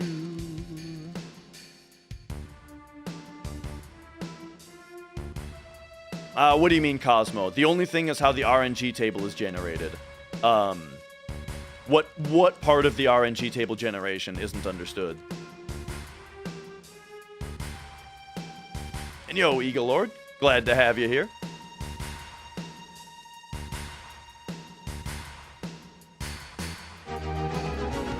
Bum ba-dum bum bum ba-dum da da da da dum. Crimson Hawk, thank you for subscribing.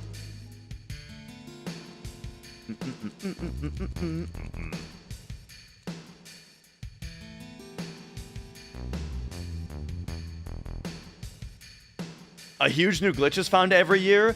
Here's what I'll tell you though, Alundra, is that Disc 1 skip is just Calm Skip. It's just Calm Skip extended to its logical conclusion. There wasn't any like new. I don't think that there was any new discovery, like as far as any extra understanding of the game that that enabled Disc 1 skip. It was just working on Calm Skip, basically.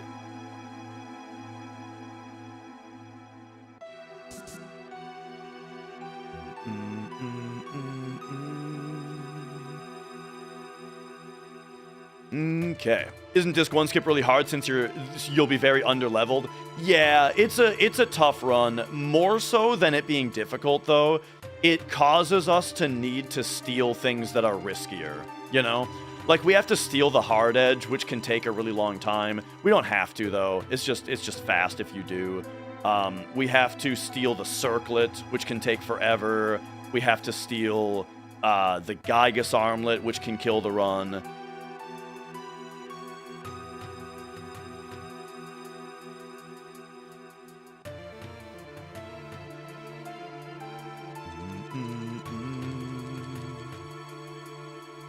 Have I tried the PC exclusive glitch to have Aerith with in the rest of the game? I haven't really bothered with like wrong warp stuff on PC at all. Is there no way to manipulate rare steals? No. The reason is that so steals are based on battle RNG, right? Because it's within a battle. So it's RNG within a battle that determines a successful steal. The thing about battles is that RNG advances every single frame when you're in a battle. And so whether or not a steal is successful depends within the battle. It depends on the steal beginning on an exact frame, which is very hard to manipulate, but you can manipulate that. You can figure that out. The other problem, though, is that the starting position of RNG, which decides what frame it is that will be a successful steal, is seeded based on the global frame counter when the battle begins.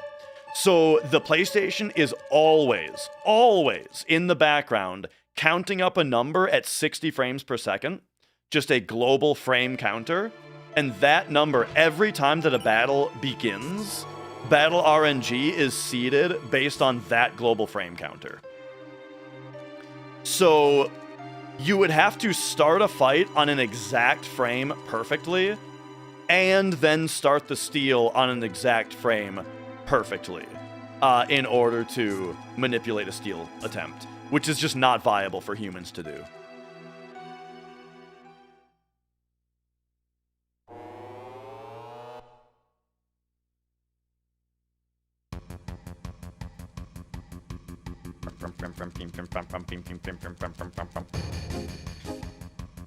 This speedrun needs to be done in one session. There are runs out there where they allow you to split it up. Like, I want to say, like, Breath of the Wild, 100%, for example. They have, like, sanctioned breaks that you're allowed to take. We haven't done anything like that for FF7, though. Everybody who runs FF7 just does it in one sitting, you know? And there hasn't really been demand for there to be a segmented leaderboard or anything like that.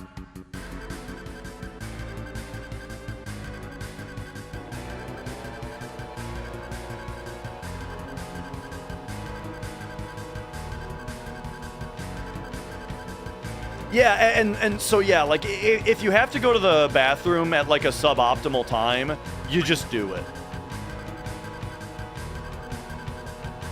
The steal manips are absolutely used in the task run, yes.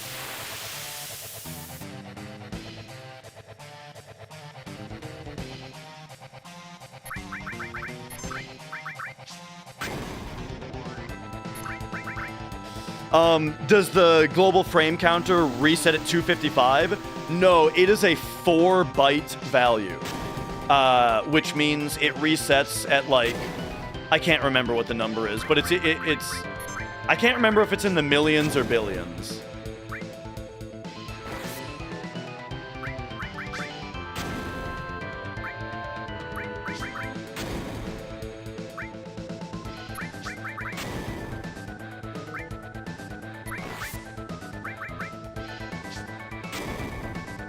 $2.1 billion? That sounds about right. 65,536 is a 2-byte value. So yeah, a 4-byte value must be the 2.1 billion.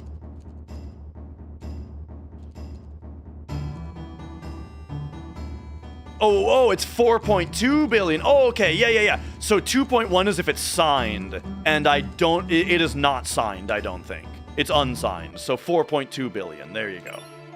All right, we did it.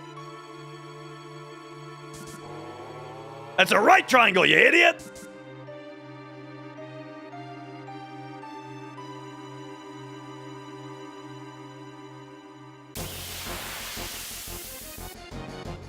All right, 4.5 steps after this.